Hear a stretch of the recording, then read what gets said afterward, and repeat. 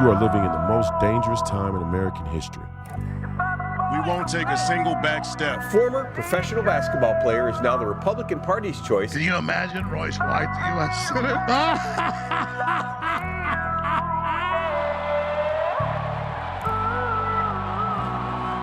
White won the endorsement on May 18th with 67% of the vote. There's nothing that guarantees we win, but I guarantee you if we lose, we will die.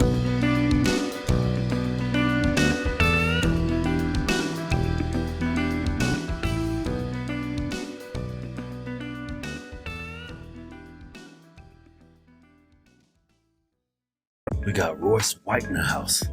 How you doing? I'm great, man. You consider yourself to be a conservative or? Man, that's an interesting question. Because I go back and forth. I consider myself a Republican, but I'm more like moderate. Those labels are so obsolete now. Right. We used to be Democrat.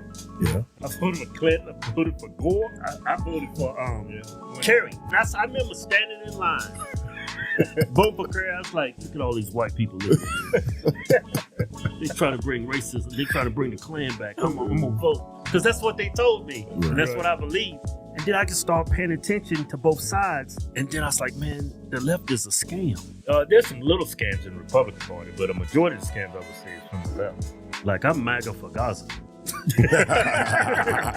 This was going viral for sure. Yeah, the earliest fathers of the Christian faith were Jews, and you can't discount that. You can't discount George Washington because he owned slaves. Right. I'm not doing it. So both things can be true at the same time. So you said the NBA is ran by a bunch of Jewish people, huh? Predominantly, the ownership is predominantly Jewish. Yeah. How was it like playing in the NBA? I didn't play.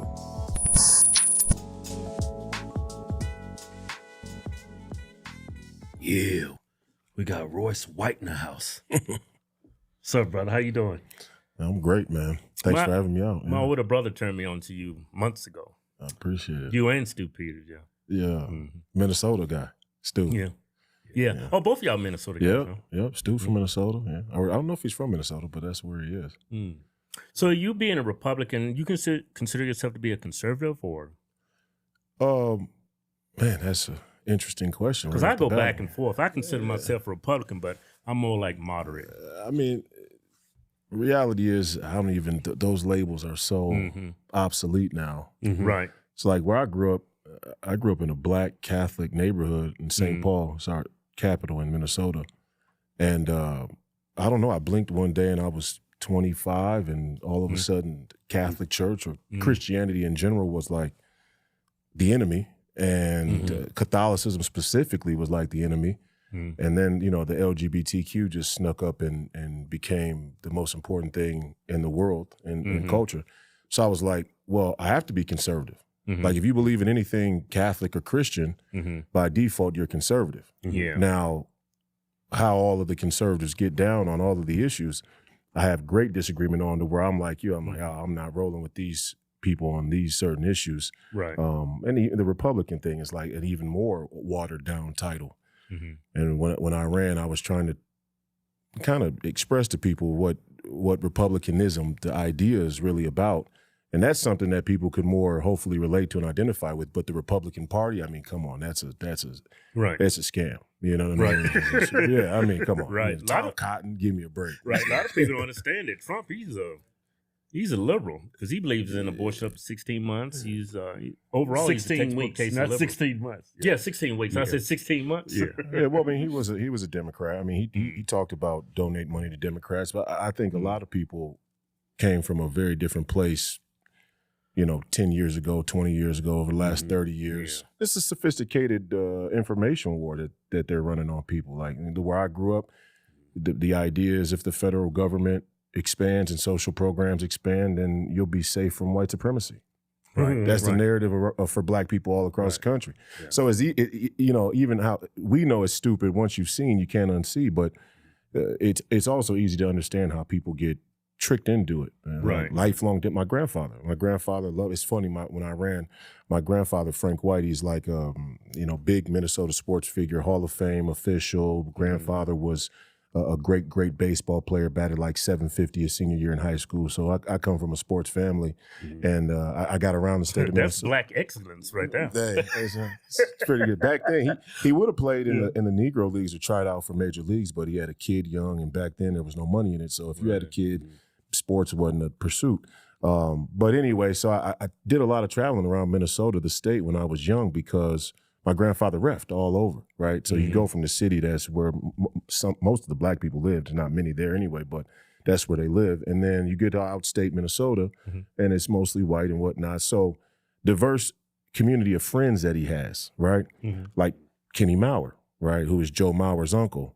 And Kenny Mauer was ostracized from the NBA, has to fight for his pension now because he denied the vaccine on a religious and conscientious basis. And he said, I'm not taking the vaccine.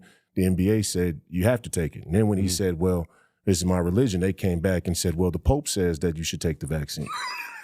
Right? And so, but I bring him up. They think the Pope is actually a good Catholic. That's what's scary. Yeah, no, horrifying.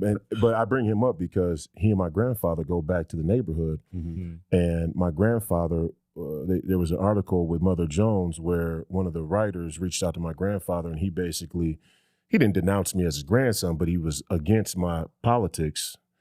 And Kenny Mauer calls me up like 3 weeks later. He's like, hey, man, I love what you're doing. I love what you're saying. Right. I love your grandpa. I just saw him a couple weeks ago, but he got this one way wrong. So that, just little stuff like that shows you how well the information is weaponized, and, even down to like that close to you, immediate family. And, where these two people are friends, but they got two totally different views of what's going on. Right. And I haven't even talked to my grandfather much since that happened about a year or so ago. Oh, really? Yeah. And he helped raise me. I love him. He's a really good dude. He just is confused. He's been lied to. He doesn't get it. And I just want to call him up and ask him sometimes, like, how do you feel about the NBA saying that Kenny Mauer has to take the vet? This is your friend. This is your lifelong friend. Right. Y'all two was hanging out before I was even born. Right. And so, but people don't even want to really go there. They just they think what they think, and they want to stay there because it's comfortable. So that's what we ultimately fight against, right? Yeah. People like, it's real tough for people to admit that they're wrong. Yeah. And I think that's like the crux of the whole argument. Yeah. But there's a strong allegiance for blacks for Democrats. I know, it's crazy. We used to be Democrat. Yeah. I voted for Clinton. I voted for Gore. I voted for Kerry. Yeah, I voted for Kerry. And I remember standing in line, voting for Kerry. I was like, look at all these white people living in here. They trying to bring racism. They trying to bring the Klan back. I'm gonna vote because that's what they told me, and that's what I believed. And then I just started paying attention to both sides, and then I was like, man, the left is a scam. Yeah.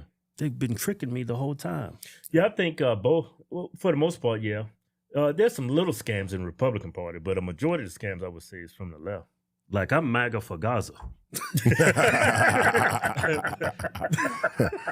that is a scam on the right. You brought the anti-Semite U.S. Senate candidate on as a MAGA for Gaza. It's on now. This clip's going viral for sure. Hey, Royce, what is that term? What? First of all, let me get your definition of Semitic, and what's your definition for anti-Semitic?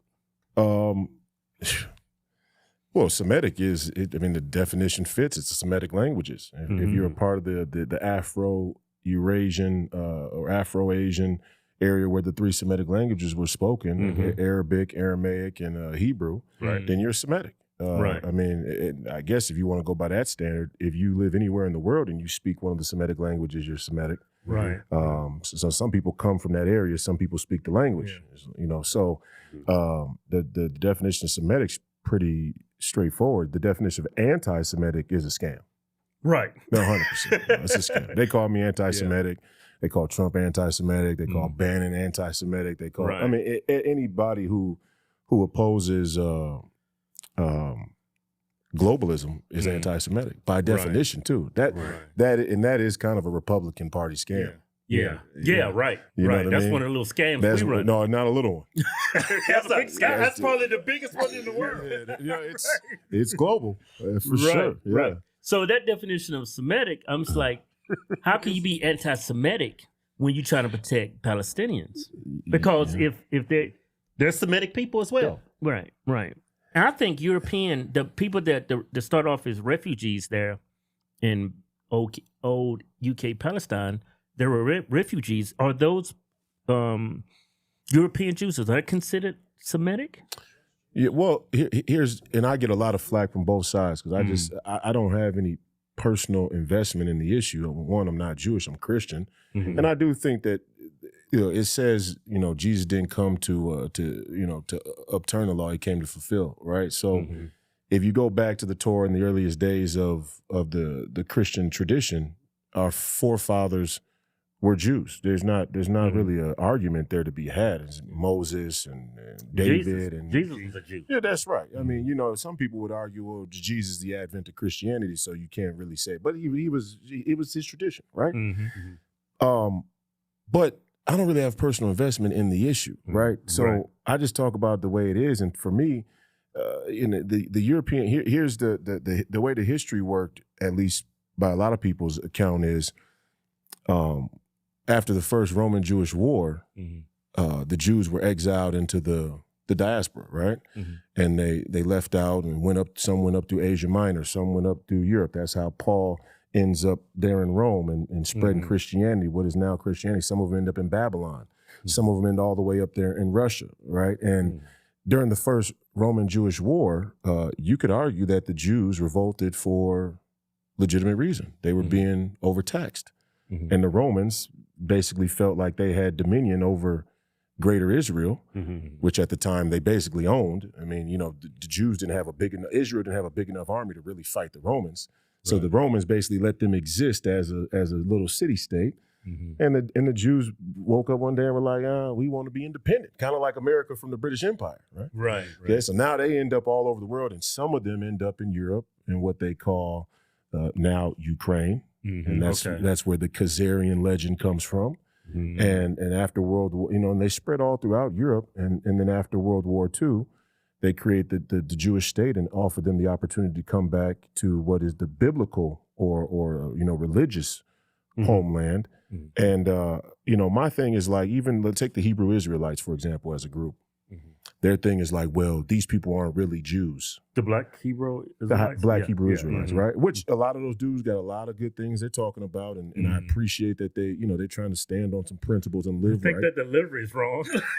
Well, I mean, I'll give you this as an example. It's like, well, we're the original Jews, but then these white Europeans picked up our religion and practiced it so hard for so long and so well that I got a 23andMe, my Hebrew lineage.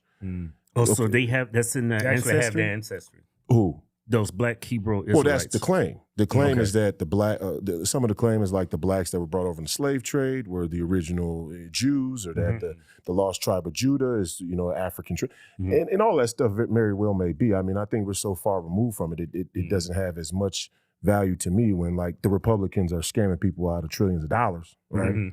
That's more on my mind. But if people want to talk about it, they always ask me. I'm like, all right, well, let's talk about it. Okay, if these European whites picked up your religion at some point, why'd they go harder for it than you did?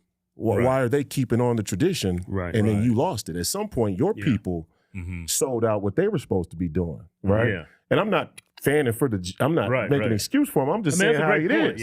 Yeah. Why can we look at, and they're still wearing and they're still doing the tradition, and then you're like, well,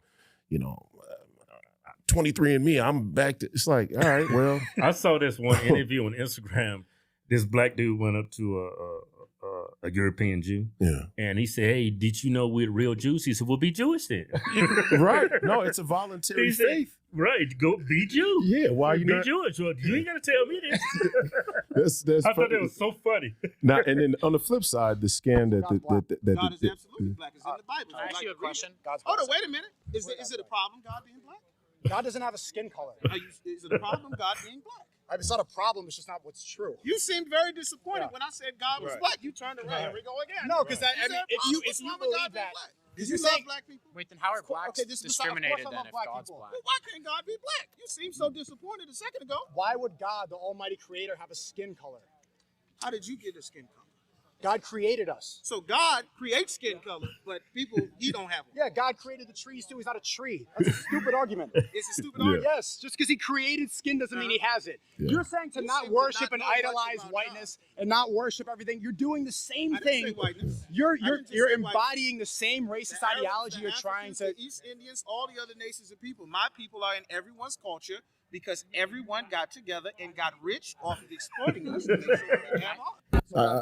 Yeah. God is absolutely That's black. the one thing. The headdress that he's wearing is ridiculous. It ain't nothing but a wave cap. Yeah, with a sequence glitter band over it. It's ridiculous. See, him I can't take serious. You know? Right. And he right. might even be right. Yeah. But you're disqualified based on a presentation alone. Yeah, that's why I'm an ad hominem guy.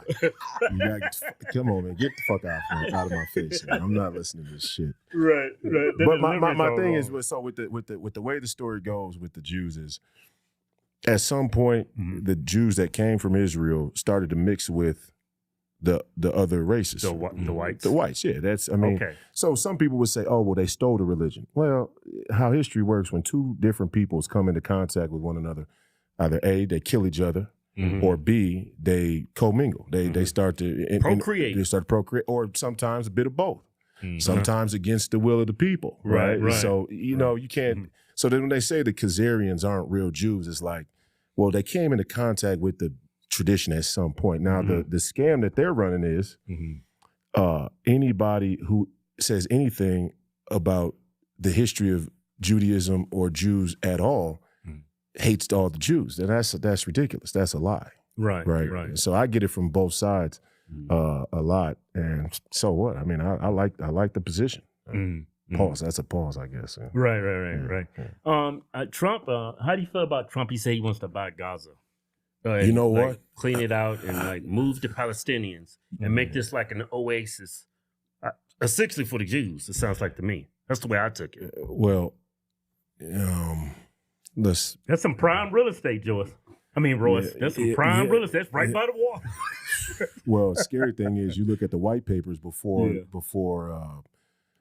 Israel was attacked. You look at the white papers, and there was a pipeline that they were planning to build through India, through Saudi Arabia, up through the Black Sea, and basically end right there in Gaza. So the white paper, sort of commercial, international business, trade aspect of the region is already sitting there for people to read. And it's dark. It's dark because, I just had Chris Martinson on my podcast, recently, and he was talking about how if you map all of the great world conflicts over top of the oil and energy pipelines, you get a perfect match, almost perfect match in the modern war era. So my thing with Trump is, obviously there's a huge influence, a huge pro-Israel influence around him and has been. I would even venture to say that may be part of the reason why he didn't want to endorse me going against Amy Klobuchar, who is like the proverbial anti-MAGA, anti-Trump, anti-America first senator, right? Whether I was going to win or not, it's an uphill battle, but he outperformed me by about 5 points in Minnesota. And part of the reason is a lot of the Minnesota old guard, Norm Coleman, who's the head of the RJC, Republican Jewish Coalition, Rudy Boschwitz, who was one of the last Republicans to hold office statewide. He was a senator, U.S. senator, also Jewish. And Tim Pawlenty, who was about as milquetoast of a moderate. I tell people, you hear the word moderate or electable, you should fear it. Hear it and fear it. Those two words are the most dangerous words in American culture. But Tim Pawlenty's really moderate. And they all came out and endorsed my opponent in the primary. Right, That's crazy. Even though I got the endorsement of the Republican convention, right, the caucus and the grassroots Republican Party, they said, well, whatever the people say, we know better, and we're going to go with Ukraine Joe Frazier, who supports Ukraine funding, unlimited unrestricted warfare with Russia, and I only mention that because Trump is in a very strange spot.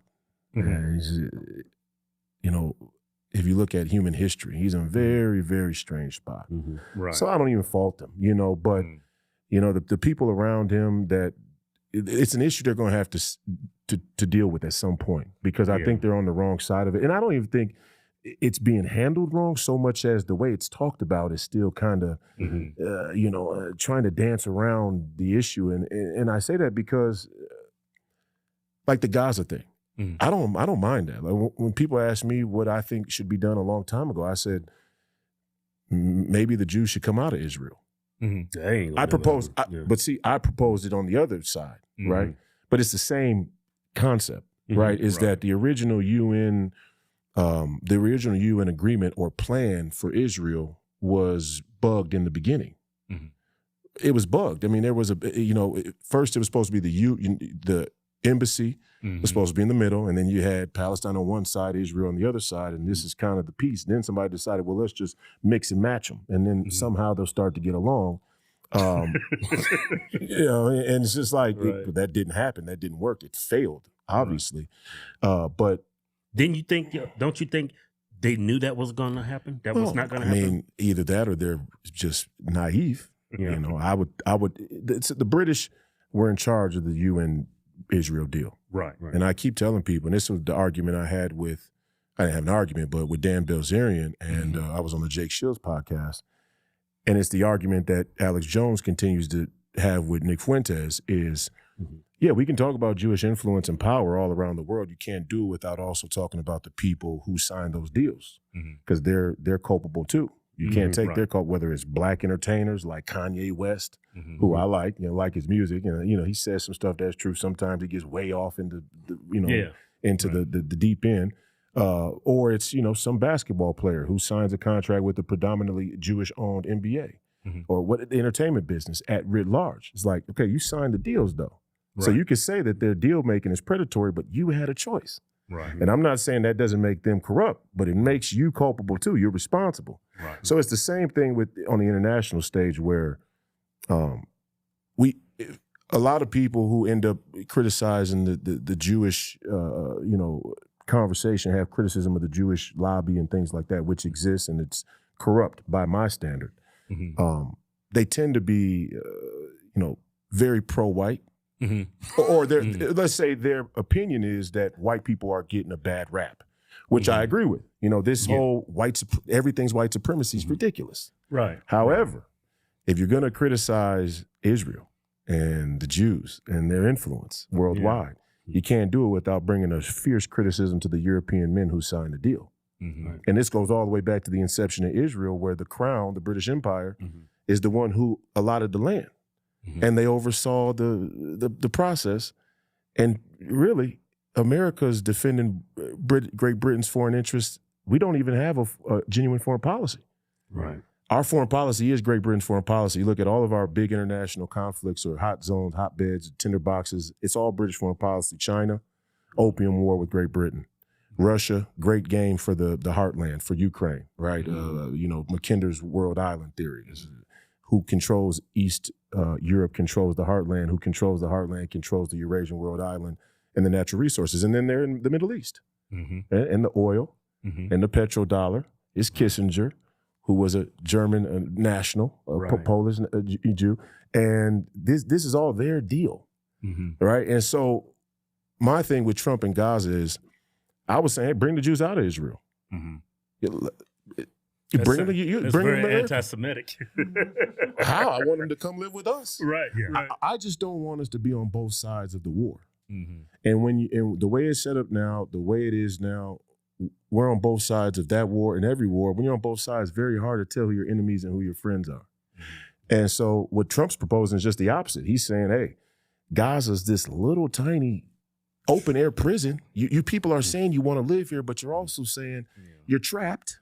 Oh my God, we're trapped. We'll leave. We'll find a better place for you. And so what he's doing, he's putting them on the spot saying, hey, if it's really so bad here, what if we build you a place that's 3 times better? Right. Yeah. If we build you an oasis somewhere else where you 2 million Palestinians can go live and not have to be under the thumb of the tyrannical Israeli government, like you say, would you take it? And if you say no, then it kind of says you just want problems. Right. And I'm not saying that that's not warranted because I don't think how Israel's been treating those people is right. Right. But at some point you got to decide, like, and I take it back to the neighborhood, my block is in a war with this block. At some point we got to decide if we still want to keep killing each other. Right. And if that means, me and my people, we get up and move, or you and your people get up and move, something's got to shake. Right. Right. So I like the Gaza idea, actually. Mm-hmm. But I would have been fine if the Jews came to America too. Right. Yeah. Right. Or if the Jews went back to Europe. I think they should go to Finland. Nice white place. Man, the first Israel state was supposed to be in Uganda. Oh, really? Really? Yeah. That would have never worked out. The original Zionist project, the Herzl and all those, but Theodore Herzl and all those people, their original plan was for Israel to be in a place like Uganda, because it had no religious affiliation. They were secular Jews. Mm-hmm. So they didn't view Israel as a biblical homeland. It was Westerners who came. As a people. Yeah, it was Westerners who came in and used the biblical tie to facilitate to basically get the let's say the consensus of the American people, a very evangelical Protestant Christian American population, to get them okay with what they were going to do to create that state right there where it is. But it had no religious basis in the beginning. Right. And that's the scam that the evangelical Christian Republicans are running on themselves. Yeah.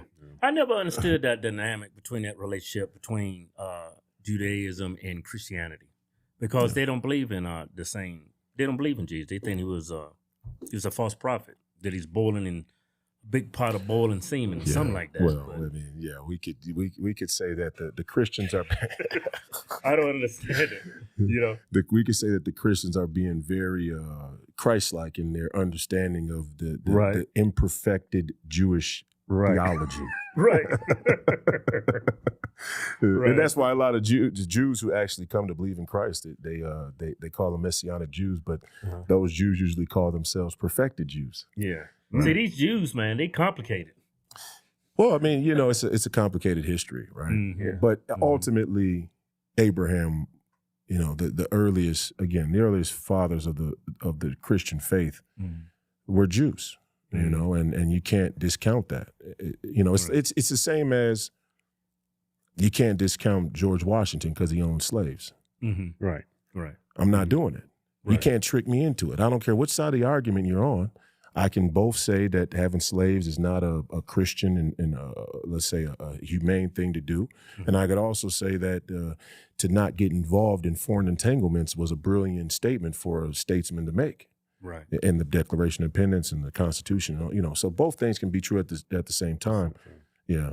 Yeah, but that Gaza Strip, that is prime real estate. It's beautiful. I think it's the best like real estate in the world. Might be. Yeah, it might be.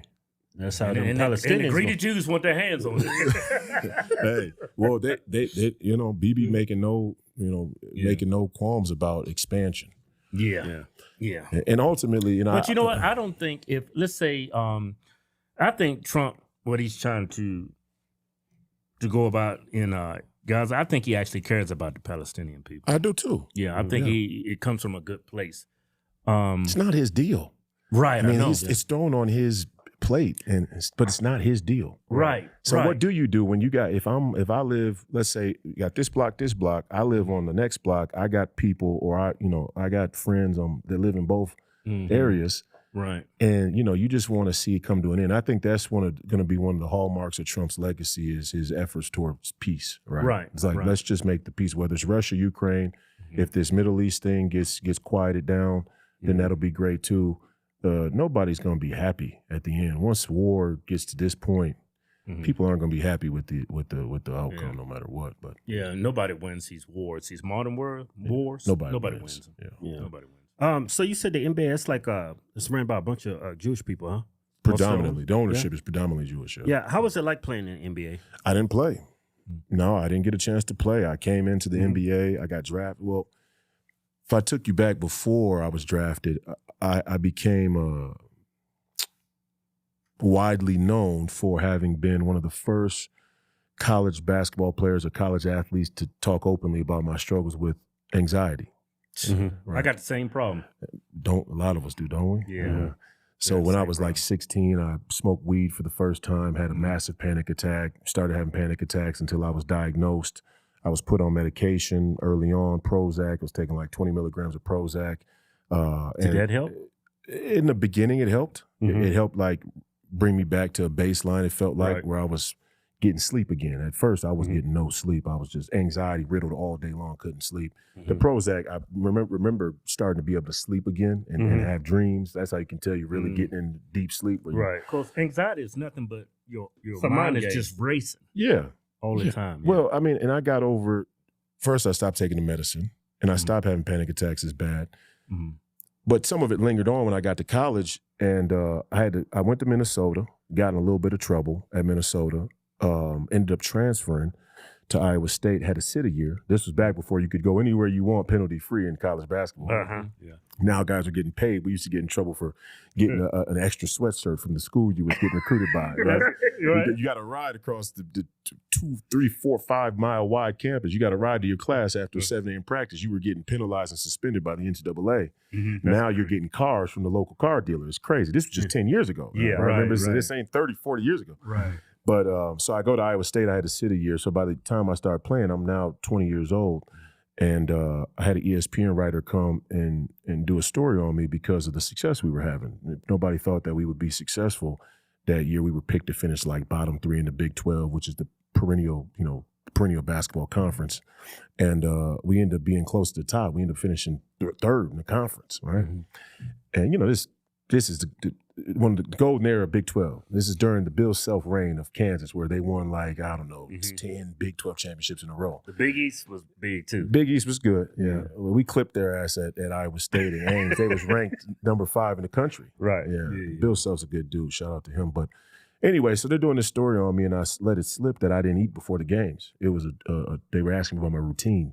And I was like, I don't eat before the games. They were like, why? I was like, I don't know. My stomach just weird in the morning sometimes. I got anxiety.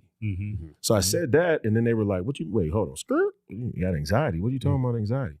So then it became a story across the, Royce White dealing with mental health, anxiety, and how will the NBA look at it? So then I go into a pre-draft process where the NBA now is like, the NBA media is like, well, Royce is one of the most skilled NBA-ready players in this class. 6'8", 270, plays point guard, great passing skills, great defender, led his team in every major statistical category. This guy's a shoo-in to be a top 5 pick, talent-wise and ready-wise. But how do they view anxiety? How does the NBA look at anxiety? Do they look at it as a genuine medical issue or a character problem? Right. So I'm fucking 20 years old, G. And I gotta field these questions as a 20-year-old. You can say I was put on You're just trying to deal with it on your own. I'm trying to survive out here. Right? And so I got drafted, and I go to a rookie transition program they hold in Hoboken, Jersey every year. So where they bring in the rookies to basically do 3-4 days of seminars on watching people who want to steal your money, watch out for the women, the horror stories from the NBA players who have been through, tough stuff. And I saw Chris Herron, he gave a speech. And if you know anything about Chris Herron's story, he was addicted to heroin. NBA player, great college player, got addicted to heroin real bad and whatnot. And I was sitting there, I remember like the things he was describing resonated with me because even though I wasn't doing drugs, the emotions he was feeling alone and darkness and fear and feeling like you can't talk to anybody about what's going on. He was self-medicating. Oh, he was self-medicating. I mean, heroin is as bad as it gets, right? Right. I mean, I was taking 20 milligrams of Prozac. It's like a pump drug, right? Yeah. You know what I mean? But heroin he's doing a serious drug. But anyway, so after it was over, I went back to my room and I had my collective bargaining agreement. I went to read it page by page from front to back. And I realized there wasn't a single mention of mental health in the entire document. And it blew my mind because I got to the banned substance list and here's a medication that I'm prescribed. Right? So now I'm thinking in my head, oh shit, man, what do we do with this? So I go to my team and I'm like, all right, there's a discrepancy between the document, the CBA, and the health part of the document and the banned substance list. And I'm prescribed this drug, so am I okay to take this? Even though at the time I wasn't taking it, I had it for as needed, Xanax. Okay? Okay. I was prescribed Xanax as needed. If I'm having a panic attack, if I'm getting anxious around flying and whatnot. And that was another big part of the story is because I didn't like to fly. Right? A lot of people don't. Well, look now. I was telling him before the show started, seeing a Delta Airlines flight upside down, maybe I was having a premonition, huh? Right. Yeah. There's a lot of that going on. You know what I mean? A little bit too much for my comfort. I'm glad I like to drive more than fly. Mm-hmm. But so that became a big story. And ultimately, I got into a political fight with the NBA on clarifying their policy. Mm-hmm. Like, okay, well, how do you view mental health and anxiety? Is it a medical issue? Is it a part of comprehensive medical, health for your players and everybody? Or is it, do you look at a character issue like, you punk motherfucker, you got anxiety, you just a hassle, right? You know what I mean? And I feel them. I feel what, if that's their position, I just need to know. Right. So I could go about so I could do what I need to do. Let's get the expectations out on the table. Right. And they didn't want no part of that. They were like, who you think you are to even question the shit that we write? The policy. You want to question us about policy? Mm-hmm. I had one attorney, his name was Goldberg. He was Leslie Alexander. One of them, huh? Hey, it's the man's name. I didn't name the man. I didn't make it his name. Yeah. Right. But, so we had like this big falling out public kind of dispute. You can go back and look at it. And the mainstream media was shilling for the NBA. Because everybody wants their credentials, their media credentials. And the NBA is a cash cow. Right. The NBA is the watering hole of the global corporate community. Every industry has an interest. That's the Gaza Strip of the Mediterranean. There you go. That's right. They're all there. They're all trying to get a piece. And so we had this big 3-month dispute. And finally, Leslie Alexander at the time, who is another Jewish owner, he sold the team, to somebody else. But he sent this guy. This is his attorney. This is his lead guy. Right? His general counsel, they call it. Mm-hmm. Every rich guy has one, right? Yeah. Not to say that they're all Jewish. I'm not saying that. But I'm saying usually a rich guy has a general counsel attorney. So he sends him. And he sends him, and we sit in the psychiatrist's office. First, they made me go to the psychiatrist every day against the psychiatrist's recommendation. Because I said, I don't need to go to a psychiatrist every day. I need us to clarify this language in this contract so we can know how to operate with each other. I'm 20. I need to know expectations. Exactly. But the fact that y'all got Xanax here, then you're telling me I can take it anyway, that doesn't seem right to me. Right. So I go to this doctor, this psychiatrist, great guy at Baylor University. His name is Aaron Fink, another Jewish guy.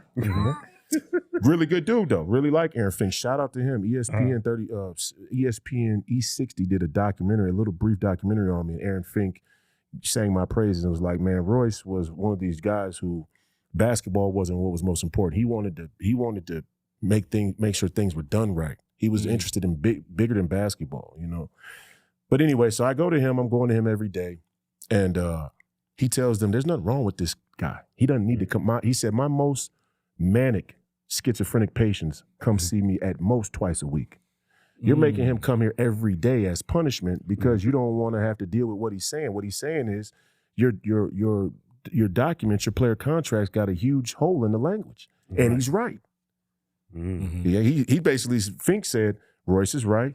The director of health for the NBA and the union, which is a joint person that they both agree upon and hire, Dr. Taylor, he said, Royce is right. We need to change this language. My team doctor, Dr. Muntz, shout out to Dr. Jim Muntz. I still talk to him all the time when I got something going on in my health. He said, Royce is right. We need to change this language. Mm-hmm. David Stern was like, I don't give what y'all say. I don't give a fuck. There's a hierarchy of power, and I don't believe that this kid deserves to even talk to me. I'll talk to his agent. Is David Stern? He's dead now. Yeah. Is he Jewish? Was he Jewish? He's Jewish. Mm-hmm. Yeah. Adam Silver succeeded him. Mm-hmm. He's Jewish.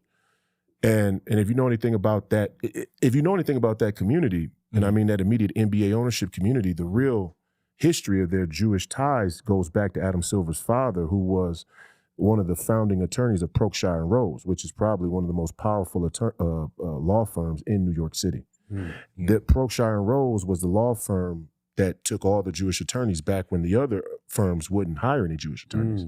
Okay. So Adam Silver's dad was one of the most powerful people in the whole world, probably. Mm-hmm. But anyway, so I'm sitting there now, and I'm in the psychiatrist's office, and we're having this meeting, and they send Goldberg. Now he's coming to try and patch everything over. And he sits right there in the meeting with me. Psychiatrist is there, team doctor is there, and a couple of my people are there as a witness. And he goes, you know, Royce, I think you're right. I think we should change this, but who's going to listen to you if you don't play? He told me that flat out. He said, if you play, I promise you, we will deal with this. We'll help you. Players union take care of it for you. No, non-existent. I'll get to that in a moment. I'll get to that in a moment. He said, we'll help you do this. You know, and they got the power to do it. Like when he was saying we can turn, he said, you're young, you're articulate, you're good looking. You could be the poster child of mental health if you play. Yeah. And I told him I shouldn't have. First of all, I'm not even interested in that. I'm not even interested in what you're offering. Right. So that's when those silent offers comes with strings. Right. I knew that then. I wasn't that smart back then, but I knew enough to know all these offers is coming with strings. Right. You ain't just that interested in what I'm talking about, what I want to do, or else we wouldn't be here. Right. You'd be doing it. Right. Okay, so I'm forcing you now. You're going to try and play back. That's how the great game is played. But They anyway. want some reciprocity. Yeah, that's right. That's right. Reciprocity. Yeah, reciprocity. That's what they Right. want. So I'm sitting there and I'm like, you know, I'm not even interested in what you're offering, but I don't even like the proposition that I have to play in order to do something that y'all can change now. All I'm saying is mental health has to be acknowledged in this document, or me and you can't talk about my anxiety. Because I don't want to have to be here every single week as a 20-year-old trying to explain some shit to you that doctors can barely explain. And now you're using that again. Now you're getting irritated with me, annoyed. Now you're trying to lowball me in contract time because I'm not explaining it well enough, or whatever the case may be. So anyway, long story short, me and him, we butted heads. I said, keep the fucking money. You know, he was like, you could probably make $100 million in this league at least. And now that's conservative looking at the contracts that are getting thrown around. And it's not to mention the endorsements. My goodness, right? If I had to put on a dress, I'd be in the billions of dollars. You know what I'm saying? You know, they can't wait to put one of us light-skinned dudes with the light eyes in a dress, right? Oh, that's like a globalist wet dream. You know, you get one of the Hodgetwins, or you know what I'm saying, in a dress, and you in the money, right? Oh man, I'm an instant billionaire. You know what I'm saying, right? So imagine I'm sitting right there at the table, where it's like a phone call. No, I'll do that life insurance. I'll do that State Farm life insurance commercial with the dress. I'll do that. How much y'all offering, right? Like I was right there. So I tell them, keep the money. I don't want the money. And it's like, well, you sure? And I'm like, yeah. And tell David Stern, we'll see who comes out the other side. So it's a lot of quid pro quo. And you could argue that moment, even though it happened behind closed doors, was the inception of the current fight between the nationalist populist MAGA movement and the ultra multinational globalist establishment. See, because this was way before Trump ever came on the scene. This was 2012. Yeah. See, I'm not saying that this kicked the movement, but I'm saying the energy was there, right? Where I'm like, as a young black man coming from a low and middle class blue collar family, my mom was an esthetician. She paid rent with her tips, right? She took her tips and went to the SA, the gas station. You wouldn't even know what Super America is. Y'all got 7-Elevens everywhere else, but we got Super America. She goes to the gas station and trades into cash for money orders to pay rent. Real working class, you know what I'm saying? Right. So for me to be sitting there across people who got more money than Midas and tell them to keep the money, that's the impulse that Donald Trump's drawing upon now. And so what ended up happening was 2 years after I was kind of shunned from the league, Kevin Love and DeMar DeRozan started talking about having anxiety, depression. Oh, okay. And because Kevin Love did it, they wrote out the red carpet for him. They changed the policy that I wrote. I actually I didn't handwrite it, but I wrote it myself personally. I wrote a policy proposal for the mental health portion of the collective bargaining agreement, and they literally used the language that I wrote. But they won't even say my name. Adam Silver to this day refuses to say my name. He won't even speak about me. So that's why people don't like Jews, man. Hey, you know, I'll say this. Yeah. I can't say that because if you watch my podcast, this guy named Professor Penn, David Penn in his name, he's Republican Party officer in Minnesota. Yeah, I watched that. Yeah, and he's Jewish, Ukrainian Jewish, right there from where the Khazarian, legend comes from. And I don't know anybody more America First or MAGA. Louis Topper is another great guy who, while still I would say is on the pro-Israel side, is an avid supporter of Trump and me and the MAGA movement. And I talk about the issue with Israel. Matter of fact, Professor Penn, they call him anti-Semitic. And he's a Ukrainian Jew. That's crazy. Right. So that tells you the racket that's being run with the anti-Semitic thing. Now, I do believe that Adam Silver and some of those NBA owners represent a demographic of people who are misusing the Jewish identity. You know, and they're using it as a shield, as a cover. They're using it as a cudgel when they need to. And you know, I think Jewish people everywhere should be offended by how it's being misused, just like Black people should. Right. I think there's a lot of connection. There's a lot of similarity between the way the Black identity is used and the way the Jewish identity is used. It's actually the exact same. The Black identity is used to justify the expansion of the federal government here in America. Right. And the Jewish identity is used to wage a war against the idea of borders. On the international stage. It's the exact same racket, just a different way. Yeah. Interesting point. Yeah. Wow, man. So they just rolled out the white carpet for a white boy, huh? You know, that's what I call white privilege right yeah. there. I'm like, man, my name's Royce White. I'm light skinned. I ain't get no love. Kevin Love get all the love. I can't get no love. Damn. Yeah. No, but they rolled out the carpet for him, and you know, he was respectful though. He was like, you know, he gave me my kudos. He was like online. You know, we couldn't have got this started without Royce, and but the NBA never acknowledged it. And you know, I'm only 33 right now. Right. Like I still could be playing.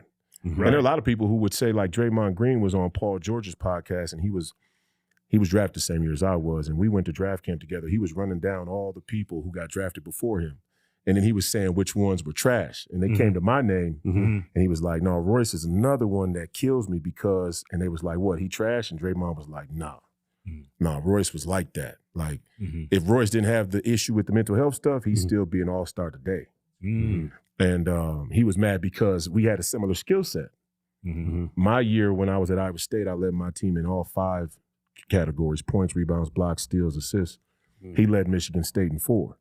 So we had a very similar build, similar game. And he was basically saying, if Royce is the 16th pick, how I end up all the way at 68, which looking back now is legitimate because he's very good, and he's had a lot of success, and he's really helped Golden State more than I think people realize. He does the little things. He's gritty. So that guy's a power forward, right? Right. How tall is that dude? He's about 6'6". He's 6'5". No, yeah. I mean, you're right 6'5" there. and a half. Yeah, you're right there. Because the position he's playing, I'm like, this dude is undersized. Like, yeah, just like Charles Barkley, man. Right. They say he was 6'6". He's like Barkley about 6'4". Yeah. Yeah. And that dude was doing crazy stuff. Makes it even more amazing, right? Yeah, he would have 6'10" people on him. Oh man, Barkley was an athlete, and what makes more crazy is he didn't work out. He didn't work on his body. He ate genetics. like a just savage. He was a light-skinned, fat Dennis Rodman. I mean, imagine how you see how high he jumped though. Yeah. Imagine if he was lean. Yeah. I know. He would have had a 45-inch vertical. He probably already had a 40-inch vertical. Right. He probably would have been upper 40s if he was lean. Yeah. He was a fat boy putting his head on the rim. I remember seeing him grab a rebound. When he got the rebound, both his hands was over the rim when he grabbed it. Yeah. And then he went straight back up like he was 7 foot and slammed it. I was like, yeah, that's something only 7-footers do. Exactly. Yeah, I wasn't that athletic. Yeah, but I had a lot more wiggle. I had a lot more wiggle. They say I had a lot more shake in my game than Barkley. Do you regret not playing in the NBA? Man, that's a good question. Some days, I wake up in the morning, maybe got a little financial trouble. You know, got regular people's bills to worry about with regular people's money. Because looking back on it, if you just kept quiet and just played, you'd have made a lot of money. Yeah, potentially. Yeah. But see, I see my situation unique because, you know, life happens fast, especially politically, especially corporately, you know, you could say. And I think about it some days where I'm like, man, if I had kept my mouth shut, I would have made some money. I would have made some money. I probably would have got an $80 to $100 million contract before the shit hit the fan. But the shit was going to hit the fan. Right. It was going to hit the fan regardless, though, because you hated the flying. Not the flying thing. That was another scam they ran. It's like, oh yeah, and it's the thing that they talk about. I see people online. They still criticize. Oh, you don't like to fly. You're scared of flying. You're a weak, cowards, Yeah. First off, I remember a time in the NBA that you can still go watch people play where they only bust people to the games because it wasn't that lucrative yet. Right. It was only on buses. And the NBA is a regional based league still to this day. Right. You got the upper Midwest, you got Chicago, Minnesota, Cleveland, Indiana, right? Milwaukee. And then the East Coast, you got that East Coast corridor. You got Jersey, it's Brooklyn now, but the Knicks, Washington Wizards, Philly, Boston Celtics. In the South, you got Orlando, Miami, you got Atlanta, you got Memphis, Dallas, Texas. And on the West Coast, that's why they call it the West Coast swing of the schedule. Right. Portland, Denver, LA, 2 LA teams now, Phoenix, whatnot, right? So you could really bust a lot of it. Like I could bust from Minneapolis, Chicago, no problem. Right. 6-hour drive. Hell, as long as you go to the airport and get there 2 hours early, get situated, and you're stuck on the tarmac because some jerk off didn't get the ramp all the way out, right? And all of a sudden you done wasted 4 hours anyway. So they made a big deal out of that. The flying wasn't really the issue, although the NBA did try and hang their hat on that in the media. That's how they try to fence. Oh, Royce is just this guy who was scared to fly. Look how ridiculous that is. Nah, that's ridiculous. What's ridiculous is you making it seem like I'm a prima donna because I'd rather take a 6-hour bus drive than fly on a first class charter plane with catered food. Come on, who's really getting the best? I'm taking the long route. Right. You know what I'm saying? But it wasn't that. What I'm saying is eventually the shit was going to hit the fan with 3 things: the LGBTQ, China, and the vaccine. All that shit was coming anyway. Right. And then when we got there, I was gonna buck regardless. The mental health thing was almost light. Like I could have went without talking about the mental health shit. Really, they just backed me in a corner. Where on the first day of training camp, we were having this negotiation, and the GM at the time, Daryl Morey, went out to the media which is media day. First day of training, NBA training camp's always media day, and I wasn't there. And he said I was AWOL, like I was just absent without, like nobody knew where I was. I was going crazy, and I wanted to slap that motherfucker for saying that shit, for real, because he knew that what I was, he's a general manager. He's been a general manager in this league for several years. He knew what I was saying about the policy was not only true, but very true. Yeah, you were going to spree well his ass, huh? And then I may have been out of the league for that. Yeah, right. There's all these like landmines there. But when we got to the vaccine, the LGBTQ, and being pro-China, I was going to be out anyway. So I might have made a little bit of money, but it was going to happen. Right. And those are the better examples of how the NBA is asinine than the mental health thing. The mental health thing is like a subtle, thing that you'd have to know. Yeah. But their position on the vaccine, being pro-China and the LGBTQ is inexcusable. Yeah. Right. Yeah. Right. That's who they are. Well, I never got around that because both sides, left or right, they're against China, communism. But the NBA makes that an exception for them. And it's like, nobody's willing to speak out against China. Yeah. Well, that's a huge audience for them. Right. Well, they want in. They want in, let's say. They're being let in. Yeah. See, there's I'm glad you bring that up because you go right to the heart of the problem there, where there are people acting like they're free market capitalists, but really they're whatever they need. They're chameleons. Right. They're whatever they need to be. Ideology isn't even really important. You find that the NBA is willing to do a deal with a racist. Let's get that out there first. Extremely racist, totalitarian dictator regime. Even connected business-wise. If Donald Trump showed up to the NBA game, the NBA PR room and management's panicking. How do we damage control this? We don't want the NBA brand to be associated with Donald Trump's extreme right-wing ideology. It's dangerous. Which is crazy to say that. He's not even right-wing. Exactly. Well, first and foremost, that first. But secondly, you got no problem being affiliated with China. Right. They rounded up 2 million ethnic minorities, 2 million Muslims, and threw them in a concentration camp like it's just Wednesday. Right. Yeah. Hey, it's just a Wednesday. We about to round you motherfuckers up. Right. Didn't LeBron say something? He received a lot of backlash. Was that LeBron? It was the Golden State Warriors. Yeah, a lot of them did. Maury said so. Well, first off, my GM that was in Houston when I was there said something about Hong Kong. Remember that? He said free Hong Kong. Right. Yeah. That's right. That's right. Yeah. And so that popped off first. And then LeBron came back and said that Daryl Morey is talking about stuff he doesn't know anything about. And it could hurt us because at the time they were traveling over there. So he was saying it could actually hurt us. And then there was more recent where one of the Golden State Warriors owners, I think he's a part of that podcast. I forget the name, but it's kind of a moderate sort of, in the middle part. But he said the Uyghurs aren't even a priority. They don't even make my list. I remember that. Yeah. Kompata, some Indian dude. He said something. Yeah, he's a crazy billionaire. shit about I the remember Uyghurs. Yeah. But I mean, all of these dudes are just LeBron. Look, amazing athlete. Yeah. Can't take nothing away from him. If you play the game of basketball, I tell people basketball is the greatest team sport in the world. Reason why is because it's the most dynamic. It's the only sport where all 10 players on the field of competition are involved in all of the game at all times. Right? The other team sports are different. Baseball, stop and go. You got your own section of the field. The infielders, the outfielders, you're kind of alone. Football, stop and go. You got the line, and then you got the secondary. You got linebackers. Working together. It's kind of basketball is you got to be ready for everything at once. You're always on defense or offense. There ain't no break on the field. The only sport that comes close is hockey. Right? In hockey, they have lines, but it's the ice is so small. I got a lot of respect for hockey players. Yeah. To be on skates, deal with the contact, and be able to handle that small puck. Yeah. You got to be a beast. Yeah. You know what I'm saying? And you got to fight. But it's a great team sport. Yeah. And you got to fight. Yeah. On skates. Yeah. That's you.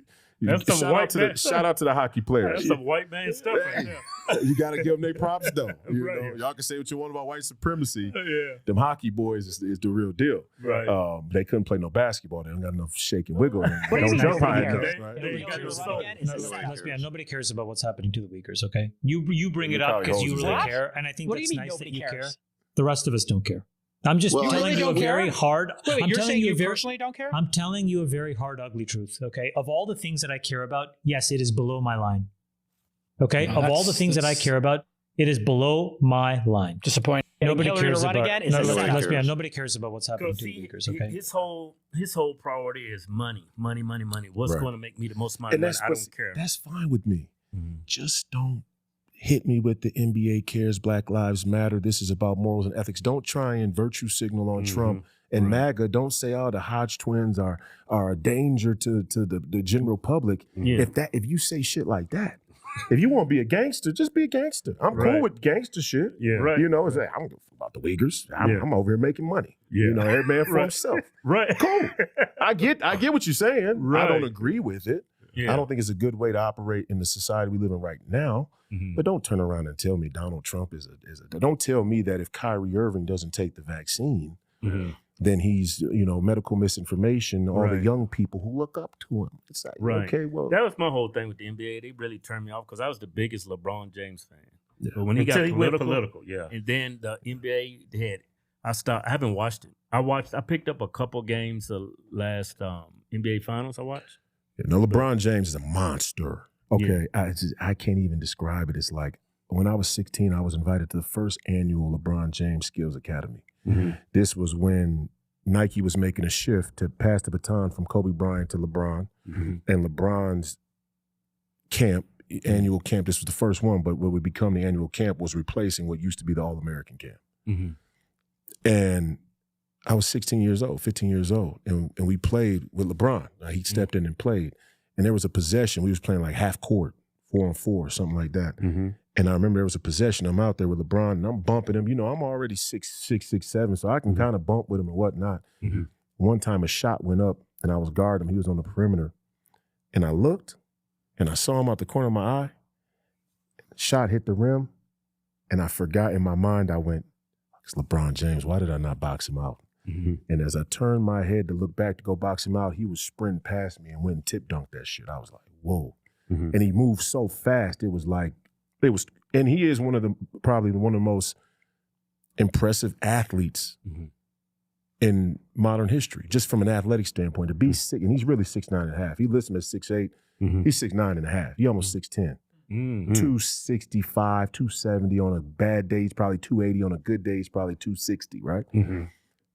And the boy must have been running a 4.2, 4.3 40 at least, if not better. There's a lot of rumors that he was going to play tight end in the NFL. He could have played wide out. Imagine, I think Megatron and some of them receivers are big. Imagine him being 6'9.5" out there. Yeah. In the flat. Yeah. Just throw it up to him. Yeah. So he's an amazing athlete, especially to be still doing it at year 20, and he ain't no role player. Mm-hmm. He ain't having no. How old is he now? He's 41. Yeah. No, I mean, come on, bro. He came in at 18. This is 22nd. He got a lot of miles on them legs. He in the top 10 in scoring still. Yeah. This crazy thing, because I remember growing up, I was watching Michael Jordan, the Lakers, Magic Johnson, Kareem Abdul-Jabbar. I remember what Kareem looked like at 40, 41. Compared to what LeBron with the like. Goggles, with the knee pads. Yeah. He's just out there really, they just giving him his respect. Right. He's still like Dirk. He was an old man. Remember Dirk at the end of his career? He was doing the speed run where he was speed walking, like the competitive speed walking. That's what Dirk was getting up and down the court like that, right? But he was still hit you with that little one-legged fadeaway. Bop, he'll hit you with that. But LeBron is still like a huge factor in dominant. And I say all that to say I'm not no LeBron hater. But he's a sellout. Yeah. Okay, so and see that's the thing people have difficulty doing. If you're a LeBron fan, you can't acknowledge that politically the man's a sellout. He knows what's going on with the Uyghurs. Right. He knows what's going. He knows that the NBA and the whole sort of Nike facade about humanitarianism and he knows that it's BS. Yeah. But he's willing to take the money. And again, if that's how you are, that's cool. But then don't be posting Martin Luther King, Malcolm X, because Malcolm X is willing to die for this shit. Right. Martin Luther King died for this shit. So you're not like them. So don't be trying to draw on that. You're more of a like I don't know, somebody who was alive then who survived it. You know what, Royce? Jesse Jackson. Right. You know that saying, they're not like us. Right. That's a powerful quote, but black people are using it all wrong. Right. When they say they're not like us, you misrepresenting what that actually means. Just like you pointed out Malcolm X, Martin Luther King. Right. Yeah. Those are the people you should be referencing when you say they're not like us. Yeah. Now you saying not like us, all these black people that are sellouts. Right. And it was funny that they let them, there's another one. We can talk some pop culture for a second before we go back to politics, but the whole Drake and Kendrick Lamar beef blew my mind. Yeah. Yeah. The shit that, and I don't get it. I only casually saw it like in passing because I'm caught up in like the nuclear deal with Russia. Like I'm tracking if we're still doing, coordinating with the Russians in space. I'm watching silly shit like that. I read the Federal Register. Right. Okay. So when Complex Magazine comes by with the latest drip, but I had to. It was so loud. Yeah. Across the everywhere. I had to tune and I had to listen to. Well, what is this beef really about? What's all about? And it blew my mind to watch people's reactions. That's what really tells you something, because there is something there about how people think. Yeah. And I'm watching, and all of a sudden I heard Kendrick say something like, like basically Drake ain't black enough because he's light skinned. I think that's what fueled everything. Yeah. And Because growing up light skinned with green eyes, that's a struggle never between light accepted skin You and see, black. with us three right here, we Yeah. understood. That triggered me right away. I'm like, hold on. Yeah. Okay, then it triggered me another layer because I know Kendrick Lamar has really tried to draw off of the Black Lives Matter, Black Profit thing. When Drake said that about him, it was true. Now, I'm not saying Drake ain't Disney or corporate or he don't got a lot of the same corrupt establishment powers behind him, because he does. Right. But in all actuality, rap, where I grew up, let's say rap music since the days of NWA, which was kind of the inception of gangster rap. Right? Shout out to Ice Cube, Big Three. I play in the league. I love Ice Cube to death. He's like family to me. I'd go to war with him any day. But even he became an advocate against the music industry and saying, hey, these guys are taking our stories. We're coming in and we're reporting what's going on in our neighborhoods, but they're taking it and blasting it and making it the norm. Glorifying it, right? And now our communities reap and when he did that, they called him sellout, anti-Semitic. Yeah. Oh, okay. Now remember, Jerry Heller, who was the Jewish executive who first founded NWA.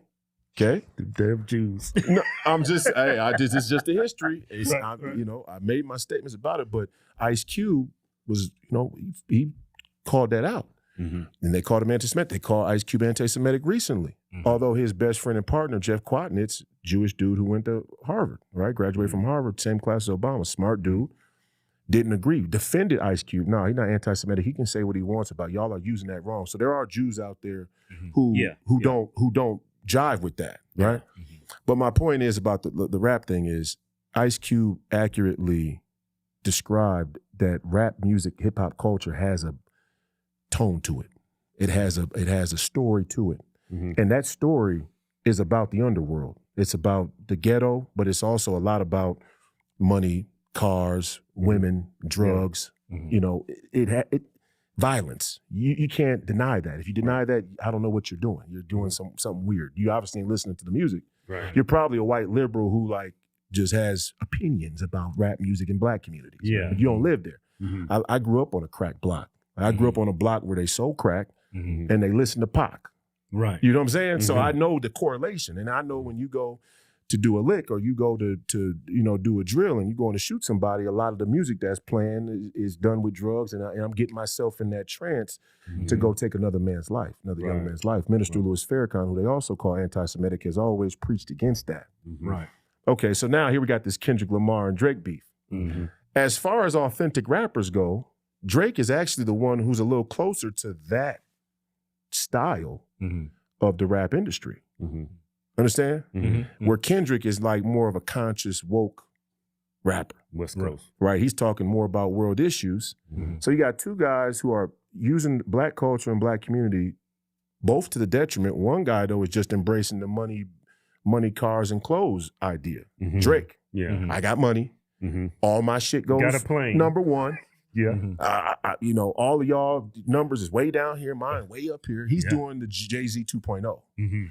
Where Kendrick Lamar is saying like, oh, I'm underground independent and you know, but bro, you with the Black Lives Matter movement.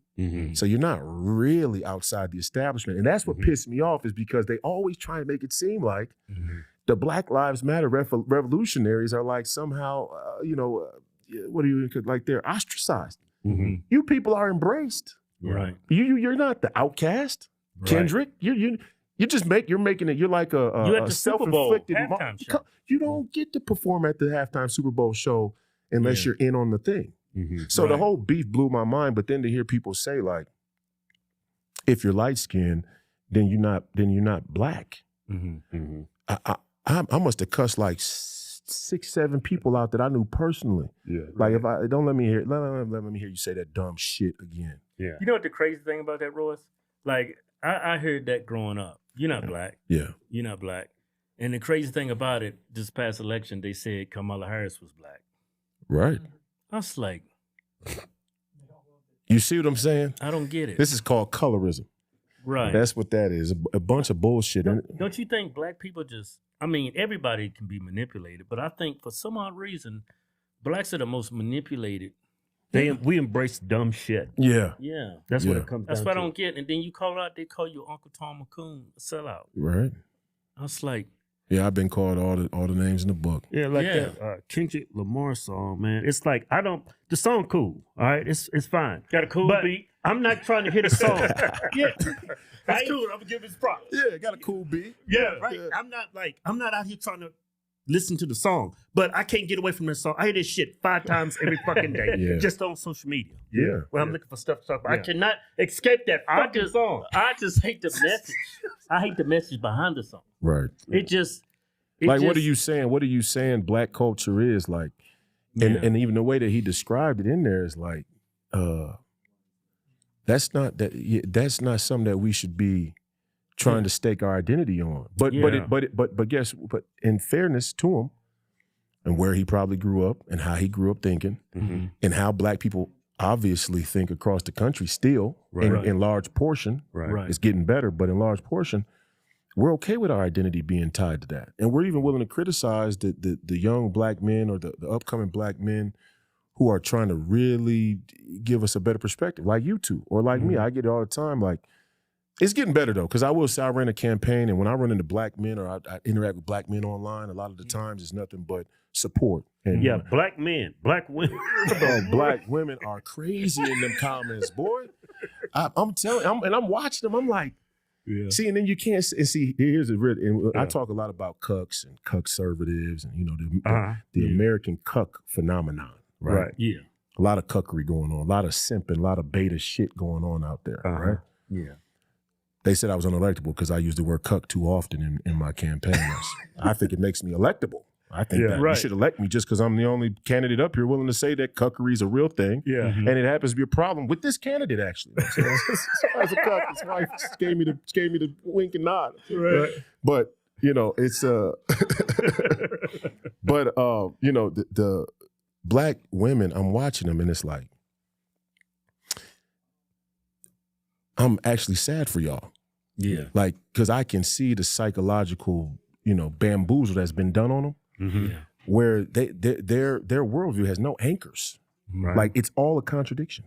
Right. The whole thing. It's like textbook case of circular reasoning. Yes. Yeah. And it's just like, damn, man, they really did that to our community. Mm-hmm. Like, they really took the black woman and made her the centerpiece for a corrupt status quo. I think it's going to get worse because why are we embracing like sexy red? Cardi B. Well, sexual freedom is cool. It's been there since the earliest days of ancient pagan civilizations. People want their sexual freedom, and sexy red kind of embodies that. Like, hey, I could talk about my butthole and my vagina kind of out there in the open, and nobody, and make it acceptable. I could make it passable, and that kind of gives a signal to everybody else, like, okay, the sexual, freedom is getting okay, cool. Even if my thing is like, even if you want to listen to sexy red, cool, but don't convince me that our daughter should look up to her. Yeah. Right. That's cool. If you want to go to the club and when that sexy red hit and you feel sexually liberated, and you done had a couple of what are the Casamigos, right? You done had 2 or 3 Casamigos. You with your girls. Right. Y'all got y'all skimpiest outfits on. Right. You just off your menstrual. You know what I'm saying? You looking to get fucked. You ready? I got you. I feel you. But don't be saying that my daughter should look up to you. What blows my mind is when I see men dancing to that music. That is crazy. Yeah, that's something else. Yeah, we're here with Chris. He just won the Ram giveaways. 47 edition, turbo diesel. Yeah. If you're in it right now, go right over here. Here, keep walking. Said, follow me over here. Keep on walking. Look over there. Y'all know about the Raptor we giving away. It ain't nothing but a lifted Corvette, man. It handles like a Corvette, handles like a sports car. Yeah. That truck's crazy. But we got something else we want to show y'all. We also giving away this Jeep Rubicon. Can-Am Parade. Yeah, lifted. Yeah, fully loaded. And the reason why we do this, because y'all support us. So we're going to support you. Right now, we're giving you 10 times the interest. Spend $10, you get 100 interest. Spend 1,000, 10,000 interest. Go to officialhodgetwins.com. Anything you buy on our site, get you automatic entered to win all our giveaways. No purchase necessary. All where prohibited. See official rules for details. Yeah. That's a whole nother problem. That's a whole I nother want problem. like the black community embraces her. Like the Jewish community, they own, they gatekeep what comes out in the black community. The culture, right? Right? Right. I would agree. Jewish people will not let Jewish sexy red come out and do music. They won't let that happen. Right.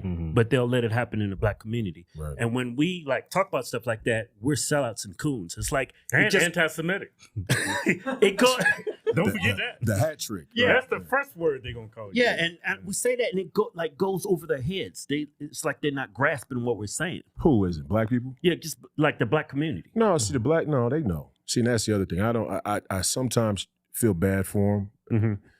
But I say this, and I'll say this about anybody, about any issue, whether you're in on it or ignorant, what the net result's still the same. So I can say that you've been miseducated, which black people have. Democrat ran Department of Education. Right. Post World War II, Democrat liberal philosophy ideology been taught school-wide for 60 years since the Civil Rights Act. So I can say you've been miseducated, but at some point, you got to figure out you're being played. At some point, and you like the benefit of acting stupid. Right? Yeah. I mean, there's a benefit to that's why they say ignorance is bliss. Yeah, right. There's a benefit. So I think a lot of black folks, I'm getting less lenient and more contemptuous with my approach to black folks. Like, no, y'all know what's going on. Yeah. Stop playing. Stop. I had a conversation, it was a Super Bowl. And politics going to come up. And I had to tell a young lady, I've been knowing her since she was real young. She's like family. I had to tell her, I said, we were talking about the school system. Right, vouchers and school choice and all this stuff, and just how bad the schools are, classroom sizes and whatnot. And I say, how can anybody look at the condition of public schools in this country and not place the blame at the doorstep of the Democrats? They have been quantifiably in charge of our school system for 60 plus years. Right. So, you know, and white liberal women in Minnesota in the Minneapolis school district, you know, they're the majority of teachers, white liberal women across the country. Right. It's like 70% white liberal women. In Minneapolis, we have some of the worst proficiency ratings in the entire country. I think we're like second to last in proficiency in the Minneapolis school district. Only Baltimore worse, huh? And it's bad. It's bad like that in Minneapolis, which Minnesota is supposedly one of the best places you want to live to raise a family because the public school system's so good, just not where the black people live. And the white liberal women in the Minneapolis school district want more money. They already got a $2 billion budget. They want more money. So it's like, in what world? Right. Like, okay, if Donald Trump can't be allowed on television to say we need to close our border because it's so racist and xenophobic, it's going to spark violence all throughout the streets. There's nothing more dangerous to a community or to a country than people who are poorly educated, people who are stupid. Yeah. Right. And y'all are in charge of it. You've been in charge of it. So how do we continue to let you work? Right. I mean, we should fire you, but the teachers' unions are too powerful. Way too powerful. You can't fire no teachers no more. Yeah. Right? So it's just like, okay, we need our own schools then. So when Trump says we busting up the Department of Education, I'm like, about time. Right. And all you black people should be rejoicing. Right. Yeah.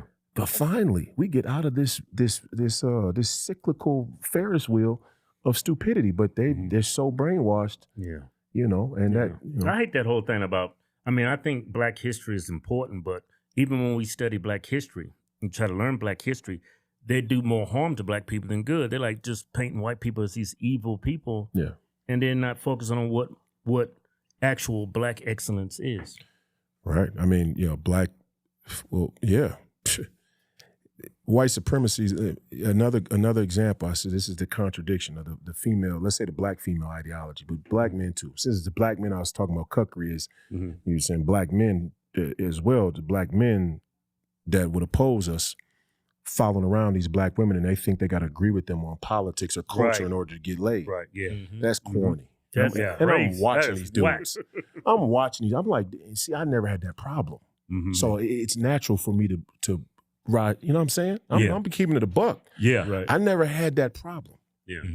I'm 6'8" with green eyes and a 36-inch waist. I'm 265 pounds. Right. When I walk in the room, I'm not going to agree with you on abortion to get laid. You know what I'm saying? Right. If I lined up 10 women around my age, or let's say 25 to 45, and I said, what things do you want in a man, physical attributes? I'm going to be hitting the list like ding, ding, ding, ding, ding. Right. So we're not playing any of this, you know, beta male simp stuff politically. Right. There's a lot of dudes who feel they need that. Right. And there's a lot of dudes who will do that. And they have to do it. I don't think they have to, but they certainly believe they do. They certainly do it. Right, I don't think they have to, but they think they do. But another good example is this. They talk so much about racism. And it's like neocolonialism and Eurocentric philosophy. Yeah. And then all of our cultural leaders defend the territorial integrity of modern day Europe.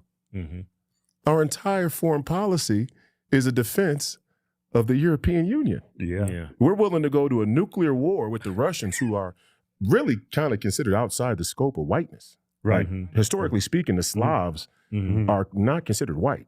They're not black, but they're like in between Asian and European, right? The Slavs are their own type of race almost. We're willing to go to nuclear war with a country that's not white by historical standards for the predominantly Eurocentric people. Right? That's deep right there. Ain't that crazy? Yeah. The entire foreign policy of America is predicated on protecting the territorial integrity of Europe. And you see all of these black women, pro-Kamala, who's pro-Ukraine, who's anti-Russia, who's pro-Davos, Switzerland. It's like, it don't get no more white than Davos, Switzerland. You feel me? Right. I don't even think they let you niggas hang in Davos, Switzerland. Right. The only niggas they let hang in Davos is like Obama, right? Who has a $20 million house in Martha's Vineyard. They don't let you niggas hang there either. Yeah. You know, drive on one of you black folks that love the Democrats who live in Baltimore, go ahead and get in your car, take a nice scenic drive up there to Martha's Vineyard, park one day and just hop out and walk around. Yeah. It won't be an hour go by before the police come and tell you, you don't belong here. Right. I don't know what you doing here. You came to see Obama. He don't want to talk to you. Right? I mean, this is the reality. Yeah. You remember when he sent the legal immigrants up there? what they do? They don't go within hours. They didn't even get off the bus. They said, turn around. But that's the most like liberal state. That's like one of the most liberal states in the country. I'm telling you, this is black women though, and I because I come from black women, so I love them. Yeah. I just wish that we could get through to them somehow. And it's starting. Don't get me wrong. It's not all black women. Some black women catching on. There's a lot of black women stood up during this past election cycle who were saying it like, nah, this is bogus. We tired of this. Yeah. What was it? Like 6% of black women voted Republican, something like that? See, I don't believe the numbers, I though. think it was like 10%. But let me, I will say this, though. I can't vouch for the numbers. Like, when I was growing up, I knew a lot of people in my family that didn't vote, but they being counted.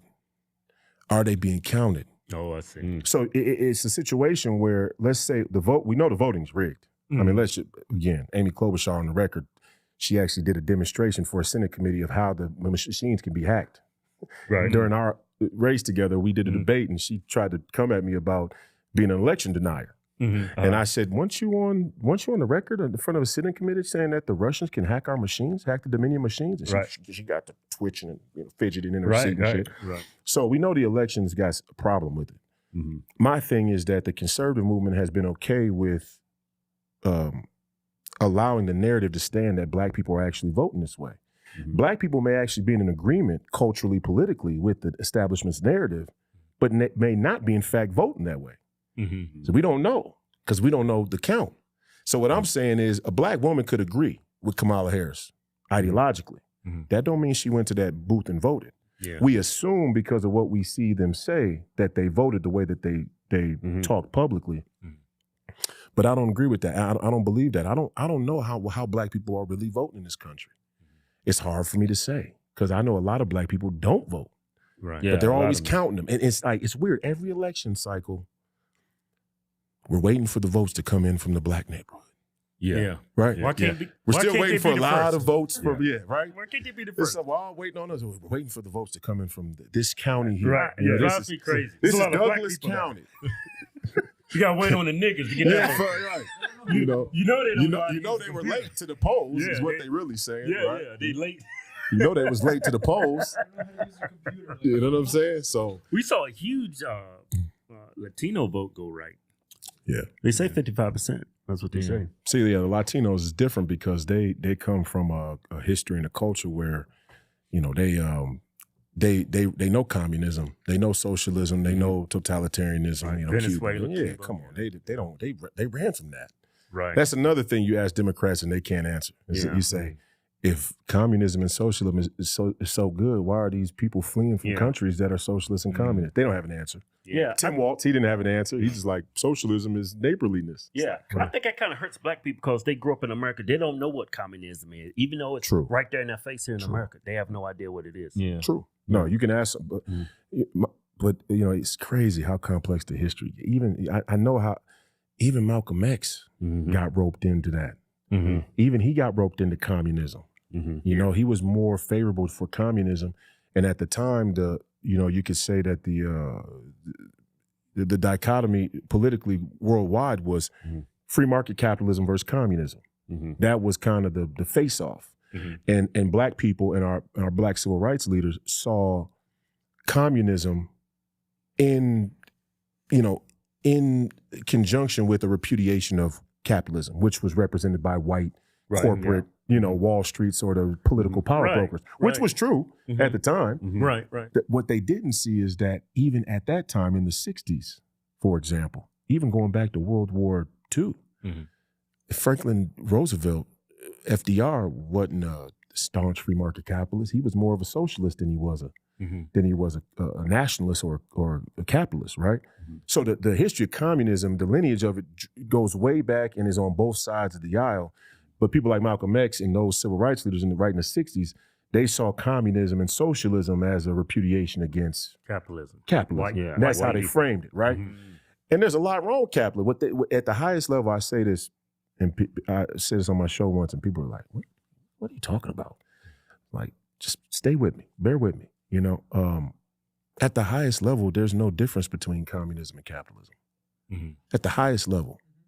And when I say the highest level, this is where the Republican Party scam gets as deep as it goes, right? Because communism, you know, is an ideology. First of all, it's a European ideology.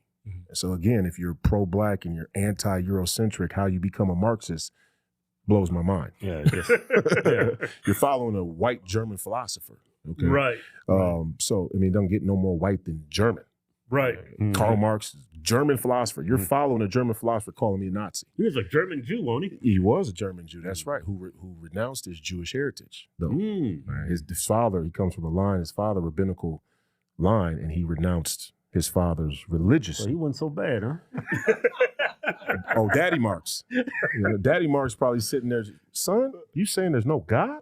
Yeah. You know, because the Jews, the one thing about the religious Jews, they pray all day. Right. I mean, the Jewish tradition is like real, the real Orthodox Jewish tradition.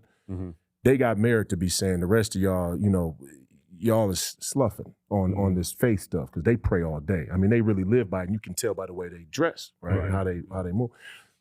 Not to say some of them ain't dressing and doing some other stuff, because they are. We saw some pedophiles get rounded up and they wearing the yarmulkes and the robes and everything. So there's some weird stuff going on. But anyway, Marx, his whole intention with Marxism was to reduce the human existence down to price. When you make everything about the have and the have-nots, the rich and the poor, what you're saying is everything is about money. First of all, there's nothing more evil than that. Right. To frame human existence as being a money-based thing. Based on the value. Right. And so his thing was if we can convince people that that the entire way they should evaluate their life is based on their material worth, you're reducing the human existence down to price. Right. Okay. Well, there's one group of people who believe in that, and they're more socialist based. They want to, you know, have everybody on universal basic income or welfare, or there's this global welfare state brewing, right? There's another group of people who believe the same thing. And those would be called neocons. Right. Because war is explicitly an industry where the unit of price is correlated to the human value.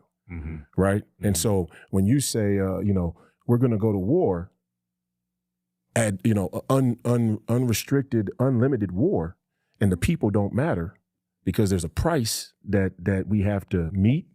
You know, there's an inventory that we have to meet. There's a demand. There's a turnover. There's a munition to person correlation, you know, on the budget sheet. All you're saying is the same thing Marx is. And that's why the neocons are Marxists and communists, and they don't even realize it. People think Bush was a conservative. He's a Marxist, which is why it's not hard to see why he favors and leans towards the liberal establishment when shit gets sticky. Right? Because underneath there, it's the same ideology. They just window dress it different. And for the Christians, they go, oh, well, we believe in God, though. And the abortion one is the one they go to most. So, if we can get you to believe our stance on abortion, now we can properly frame the opposition and control the opposition. We're going to argue about, you know, a young woman's right. And I'm not saying that's not an important issue, because it is. Right? I've always said, like, the predicate to anti-human is, you know, no sanctity of life. So I agree with the abortion position at birth. They're going to say that I can't get elected because I'm saying that. But as a moral and ethical issue, I believe that. Now, as a legal issue, it's something different. And in the conservative movement, you're almost not even supposed to say that. See, because the way I think about it is Christianity is supposed to be a voluntary submission to God. It's not supposed to be forced on you by the government. So our founding fathers were actually brilliant to make sure that the Christianity wasn't forced on its citizens by fiat. It's not a theocracy here. It's never been. Right. So, but in the conservative and Christian movement, some people do. They do believe that it should be law. You should have to be Christian. That's not a voluntary submission. You can't really love somebody or submit to somebody or respect somebody by force. And then these pro-lifers, anti-abortion, they care about, a lot of times they care about more about the baby inside the womb instead of when you got kids out here dying every day. Well, that's what I'm saying, right? Yeah. The kids in Gaza. There you go. You see what I'm saying? They pro-life on abortion, but Gaza, no, they terrorists. This is my point. This is the neocon. This is the neocon. Right.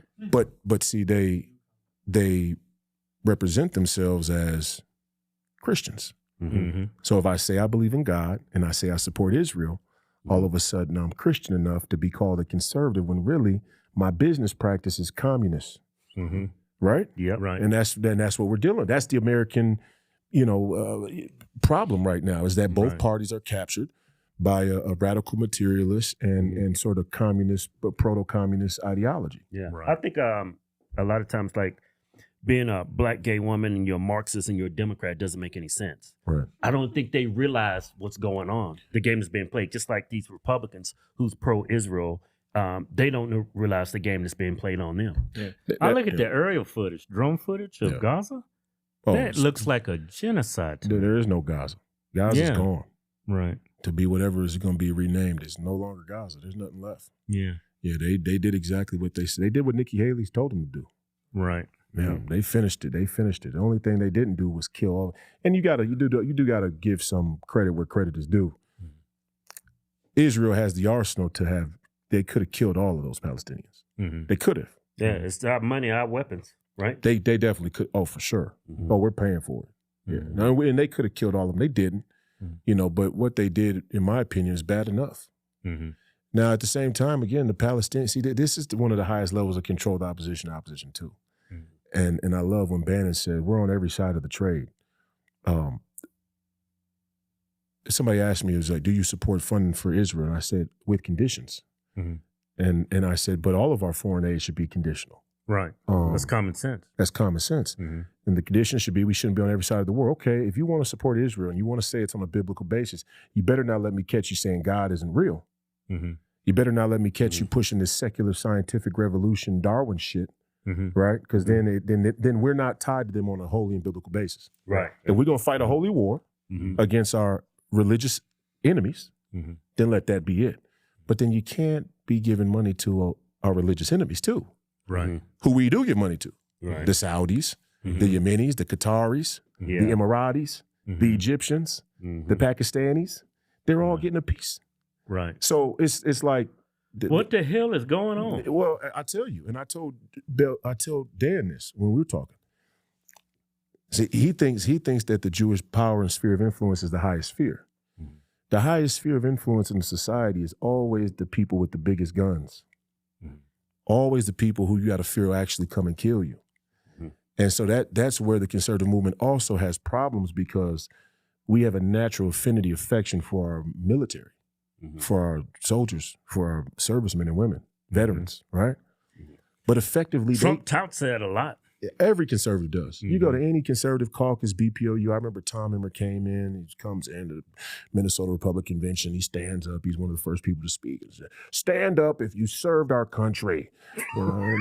Stand up if you support Israel. We will never abandon Israel. And the crowd goes, wow. And I'm just sitting there in the back like, wait till I get up here.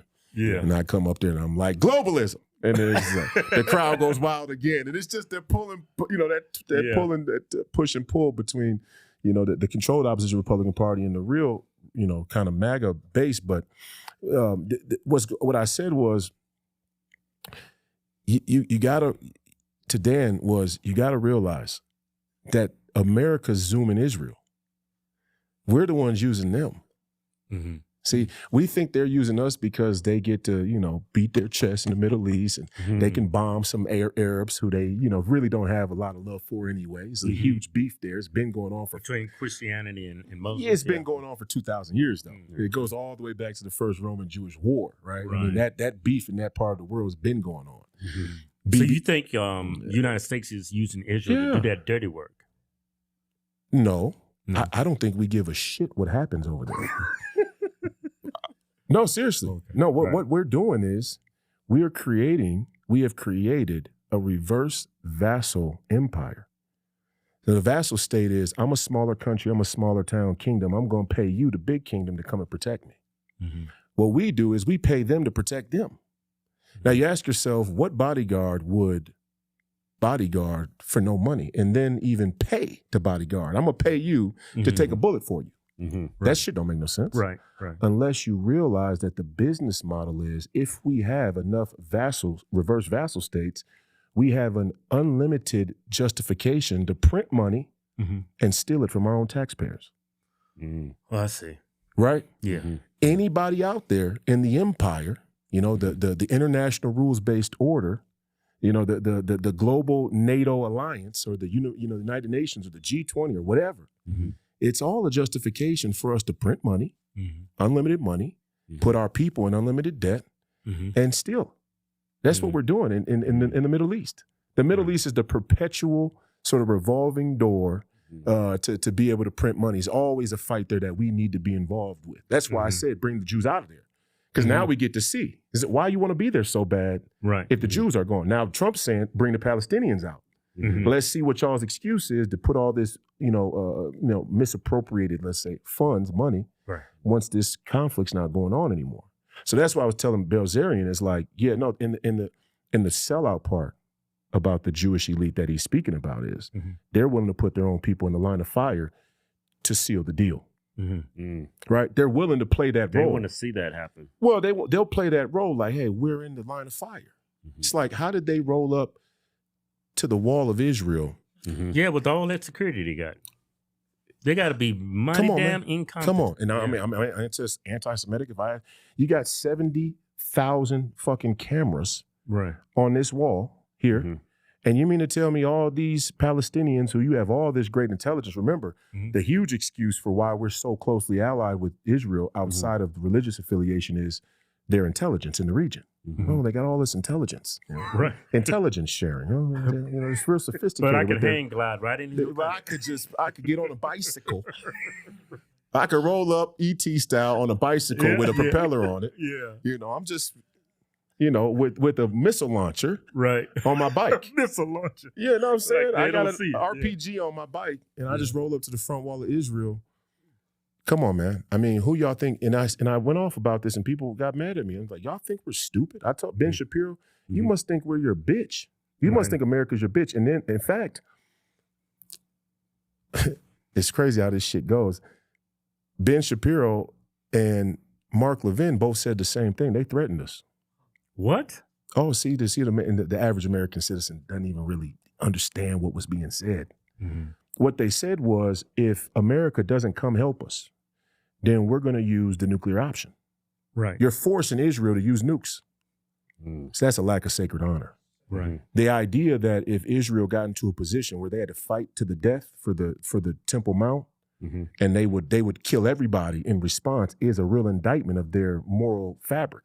Yes, it is. Yeah, because if I'm really doing this for God and holy, and this is the flag right here, and we'll die. If we got to retreat back to this point, we'll die right here on this mount for what we believe in. The response isn't to kill everybody else. Right. The response is I'll die. And see, that's where the separation from the Jewish faith and the Christian faith is that Christian faith is based on that self-sacrifice. That's what Jesus Christ embodied. The Jews haven't, many Jews, even religious Jews, haven't bridged that gap. When they do, they'll be Christians, right? It's Bibi Netanyahu, not a Christian. For all you evangelical conservatives out there who wave your Israel flag next to your American flag. These people are not Christians. They do not understand self-sacrifice, because anybody who did would never say, we're going to nuke you. Right. Okay? So Ben Shapiro, Mark Levin, both said, if you do not help us, you are forcing us to use the nuclear option, and we will do it. Yeah. And so I came in and I said, do they have fuck Ben Shapiro and Mark Levin. And you can't say fuck Mark Levin, because he's such a popular entity. I can say it because I told David Stern to keep his fucking money, to keep $100 million. You could keep it, G. So I can say fuck Mark Levin. And I don't care about any boomers who got a problem with it. You listen to his show. Listen to his show every day if you want to. He's still a neocon scumbag. And if you need an example, see, and this is how crazy it is. Mark Levin, the great one. All right? The voice is like, people don't know who Mark Levin is. So people forget when Reagan was in office. And how many Reaganites there are in the conservative movement. We love Ronald Reagan, who was also a former Democrat. And he did some good things, but he also gave birth to the security state, the modern security state. Right. And people should do well to remember in Republican politics, sort of insider baseball, that Reagan was a good dude. I really liked him, but he got bullied by the Bush junta.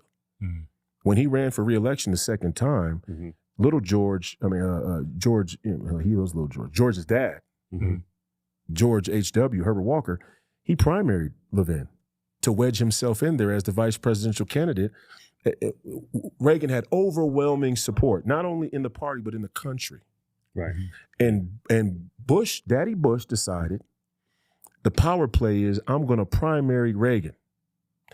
And Reagan was forced to basically decide if, in order to keep the conservative movement intact, right, unity, then this is the vice presidential candidate, right? I mean, he made Bush vice president. Right. Bush becomes vice president. He was director of the CIA, chairman of the National Republican RNC. And then you got the CIA and the security state proliferated right there under Reagan. What's the greatest example? The greatest example of security state malfeasance, corruption in modern history was the Iran-Contra scandal. Where the Iran-Contras, the Sandinistas, the Contras, and the CIA are trading drugs, money, and weapons. Yeah, how do you know all this? I was just a kid when all that shit happened. Well, I remember stumbled across a few things. And people, it's just natural when people want to come out and let me tell you how I found this out. Got into it with Jason Whitlock. Jason Whitlock. Shout out to my brother Jason Whitlock. Me and him ain't spoken in a Lamar year and a half. hater. We got into a big dispute about this. He brings me on his show to ask me a question about Matt Gaetz. Okay. Yeah, okay. So Matt Gaetz went to the well of the Congress and he said, this place is hollowed out with corruption, special interest, lobby money. All of you are in on it. Matt Gaetz. Gangster, one of the most epic moments in recent American history. All of you are bought off. Republicans and Democrats alike, all of you. We're getting McCarthy out. He's got to go. He went to oust McCarthy. Mark Levin goes on his show and says, Matt Gaetz is just a self-absorbed attention seeker. He doesn't have a plan. I don't necessarily like McCarthy either, but what's the plan? Fuck you, Mark. The plan is we're about to tell the truth. Right. It's time for the truth now. We can't dance around it because the situation is too dire. And so I go on Jason's show and he's asking me about Matt Gaetz and this McCarthy oust. Right. And I bring up Mark Levin. And I'm like, all these Republicans are sellouts. You got Mark Levin, and he stopped me when I said Mark Levin. Oh, he did? Mid-show. I've been going on the show for a year and some change, and he stopped me. Mid-record. Jason's show is pre-recorded. It's not live. Right. So he stops me pre-recorded, and he tells me, hey, Royce, let that be the last time you say Mark Levin's name. And I said, damn, for real? I was shocked. Right. I didn't keep pushing. I just stopped. I was like, okay, cool. I don't have to mention Mark Levin to articulate the neocon. Right. This dude was just talking loud 24 hours ago, and you're asking about Matt Gaetz, and he called Matt Gaetz basically a fraud. Right. Now, Matt's my boy. Yeah. Now you fucking with that war room posse. Right. You fucking with that Bannon, and you messing with our crew now. So now you, Matt, what? And I'm that one too. I would gladly debate Mark Levin anytime, any place. So anyway, so I say, okay, I ain't gonna say nothing about Mark Levin. Come to find out, I go do a little research. Mark Levin, part owner in The Blaze with Glenn Beck. What? And then really? You got Glenn Beck online, almost in tears after Israel's attacked, begging Bibi Netanyahu and the higher rabbinical council for Jewish citizenship. So they can't. Yeah, you ever seen this video? No. You've never seen the video of Glenn Beck reading his handwritten request to Israel to become an Israeli citizen. No, I haven't. Please pull it up. It is one of the most. It is one of the most embarrassing things.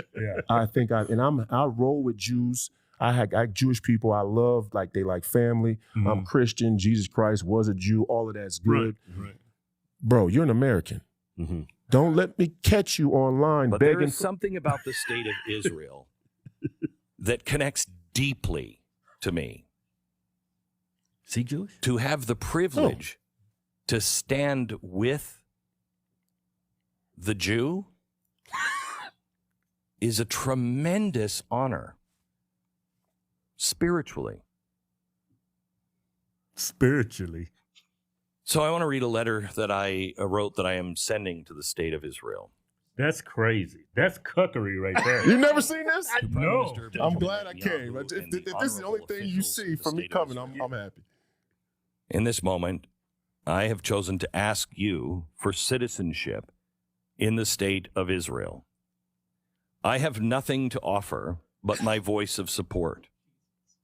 And some might say that my support might be more valuable as an independent voice.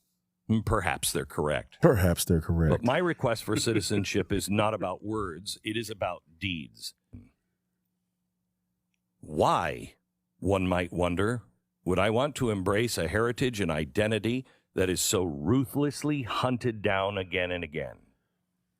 Yet it is precisely during such moments that we must choose to stand. I anticipate no privileges or exemption from the state of Israel.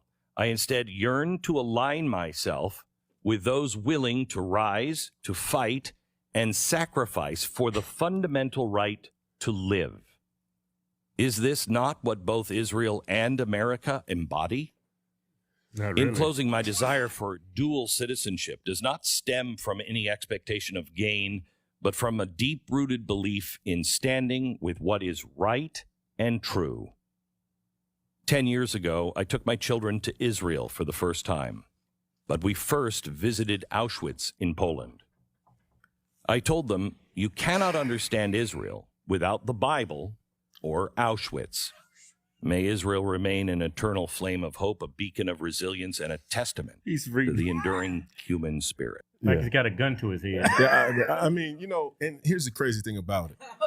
One is that he's reading it like that. Right. Why are you reading it with the effect like that? I mean, if it really is that close to you, you don't have to read it. You don't have to read it. You don't have to read it like that. Yeah. I mean, that's a woke right poem he just read. That's the woke right. No, seriously. Right, this is the woke right. Yeah. Right. This right here is the woke right controlled opposite. So my point in showing you that was he was the boss at the Blaze. Yeah. Now, I'm a regular on Jason Whitlock. Never asked for no money to come on this show. I'm just like, I'm going to tell the truth. You know, these type of conversations we have where we get into deep geopolitical kind of nuts and bolts, and I'm going on the show doing that, right? So we get into it, and I'm off the show. He don't want me on the show no more because I went out about Mark Levin, and so I did a podcast and responded and just broke the whole thing down about Mark Levin. And so Mark and Glenn were partners. Mark helped put the money up, you know, was a partner with the Blair. So my point is, like, here's who Mark Levin is. Everybody remembers Reagan and the Iran-Contra scandal. Who people would normally, you know, so Oliver North. Yeah, that's who I remember. Okay, right? That's the first name that comes to mind. Oliver North fell on his sword for the Reagan administration. And he got a slap on the wrist. Light. Black communities all across the country flooded with cocaine, but coordinated through the CIA. Taxpayer money. Taxpayer money funded drug trafficking in black communities all across this country well before Obama ever even thought about wetting his little pecker in the political, you know what I mean? Right. Okay, so the whole scandal goes down, and Reagan, you know, says he was, you know, plausible deniability, which very well may have been, because we saw that people did stuff under Trump that he didn't know about. General Milley, who should be brought up on treason charges. But Reagan says, I didn't know. And so Attorney General at the time, Edwin Meese, defended not only Reagan, but really defended and shielded for the entire Iran-Contra scandal. He helped water it down because, and his excuse was Reagan was kind of at the center, so if the Iran-Contra thing got too big, it would tarnish Reagan's legacy. But in effect, what he really was defending was what would later become the proliferated footprint of our security state. And the intelligence community that 51 officials said the Biden laptop was fake. Right? That's what came from it. Yeah. And guess who Edwin Meese's general counsel was? Mark Levin. Wow. His head attorney, like Goldberg, was Mark Levin. So when Edwin Meese was doing all of the grunt work to try and defend the Iran-Contra scandal, the person who he was counseling with is Mark Levin. People don't even remember that Mark Levin was the attorney, was his chief of staff. He was his chief of staff. Damn. He was Edwin Meese's chief of staff. You know, a chief of staff, it don't get no closer. Your chief of staff is with right-hand you, man. especially as the Attorney General of the United States. Your chief of staff has probably got a better feel for everything that's going on than you do, because he's got to try and, you know, make sure your time is properly used, right? Right. So Mark knew everything that was going on, right? That's who he is. This is the neocon element that is the most dangerous thing in this country now. Even with Donald Trump winning, the neocon establishment, the Republican old guard, is the most dangerous thing to the free world. More dangerous than any radical leftist LGBTQ purple haired liberal saying they're Antifa. You know, it's such a conservative thing how scared we are of Antifa. Yeah. Oh my gosh, Antifa, they're coming. It's like Muslims are coming. Then now it's so woke. It's Antifa's coming. No, they're not. They're not that hard. Right. I will slap 10 Antifa in a row. Knockouts would be 100%. Seriously, I had 100% knockout rate. No, seriously. Tyson the rate, huh? You know what I mean? Because they're not really like that. Yeah. They're only cosplaying as militant revolutionaries. Right, yeah. The Muslims different now. The Muslims, they're going to play. They'll blow your shit up. They're going to play. Yeah. But the most dangerous thing is the security state, the people who try to take Donald Trump out. They're the dirtiest. They're the grimiest. That's what Trump is dealing with. Yeah, and especially in Gaza. And to be honest, I love Donald Trump. You know, we support the president 100%. Right. And the War Room Posse, the MAGA movement. You know, if he's willing to go through this, then, you know, we're willing to go through it with him. But he knows there's limits. Right. Because he's close enough. He's played the game at a level beyond what the people see. Right. And that's why a lot of things that he does, without being too intimate in the conversations, I give him some grace on the choices he makes, because some is we got to win now, some is there is a long haul, and they will take him out. And so he's done a very, very good job, in my opinion, of towing that line, because we needed him to at this moment in history. We needed him. I think only he could have won. You know, because of his profile, the celebrity. He did come from a liberal background. He was a hospitality business, so you got to be good with people to be in the hospitality business and be successful. So I think we needed him, but he knows there's limits, and those limits are the limits that the younger Republican and MAGA movement have to plan on. He's opening the door still, right? He's carving the path. The next generation of MAGA movement, like me and you guys and other people, we got to be willing to take a bullet to actually to do away with the corruption completely, because they'll kill him, and he knows. I mean, he knows the security state. He knows how dangerous they are, right? And you know, to make no mistake about it, people think, oh well, you know, look. All you got to do is go and listen. First of all, the way that they recruit CIA people, they recruit sociopaths and psychopaths.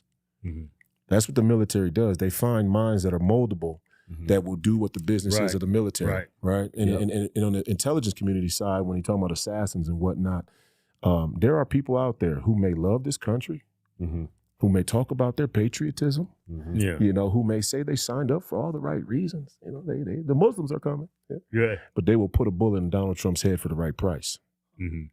People got to understand that, right? And you know, so he's in danger, and the danger has just begun. I think people kind of feel like we won, and it's you know, everything is going in the right direction. I'm more scared than I've ever been. When he talks about a hemispheric defense, a North American bloc, now he's getting into the danger zone. Now he's really disturbing the world order. Last time he pulled out of the Paris Climate Agreement. That's superficial. You know, that's WWE, right? You know, this Green New Deal is a scam. The ocean levels at Ellis Island are the same they were when the European immigrants came with the Jews. When they came through Ellis Island, the water's the exact same level as it was back then. Right. Yeah. But when you talk about we're going to take Canada and Mexico, and we're going to protect the Arctic and acquire Greenland, and we're going to take control of the Panama Canal, now he's playing for real. And they will kill him. Yeah. What do you do? What do you think about what Trump and Elon's doing with Doge? Love it. Yeah. Lance that boil. Yeah, you got to lance that boil. Lance that boil. You got to see how much pus is under there. Right. Yeah, pull that Band-Aid right off. Yeah. And we already seeing. Yeah. You talking about Crazy stuff. fascism? Yeah. State-sponsored media? The Right. USAD? Playing for magazine subscriptions? Come on, Yeah. Bill Kristol?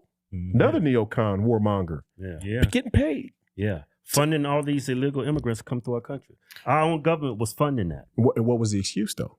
See, this is what I mean. Back to that black and Jewish identity. Mm-hmm. The people of Mozambique need condoms. Yeah. It's always a black. It's funny, but it really ain't funny. Right. Yeah. The people in Mozambique need condoms. Yeah. Thank you. No, Bill Gates is another great example. Mm-hmm. Bill Gates talking about population control. I find a video of Bill Gates one day saying, population control ain't really the big issue. It looks like the world population is gonna peter out at about 10 billion. I think we can handle that. Right. The real issue isn't population. The real issue is population growth in countries that can't handle it.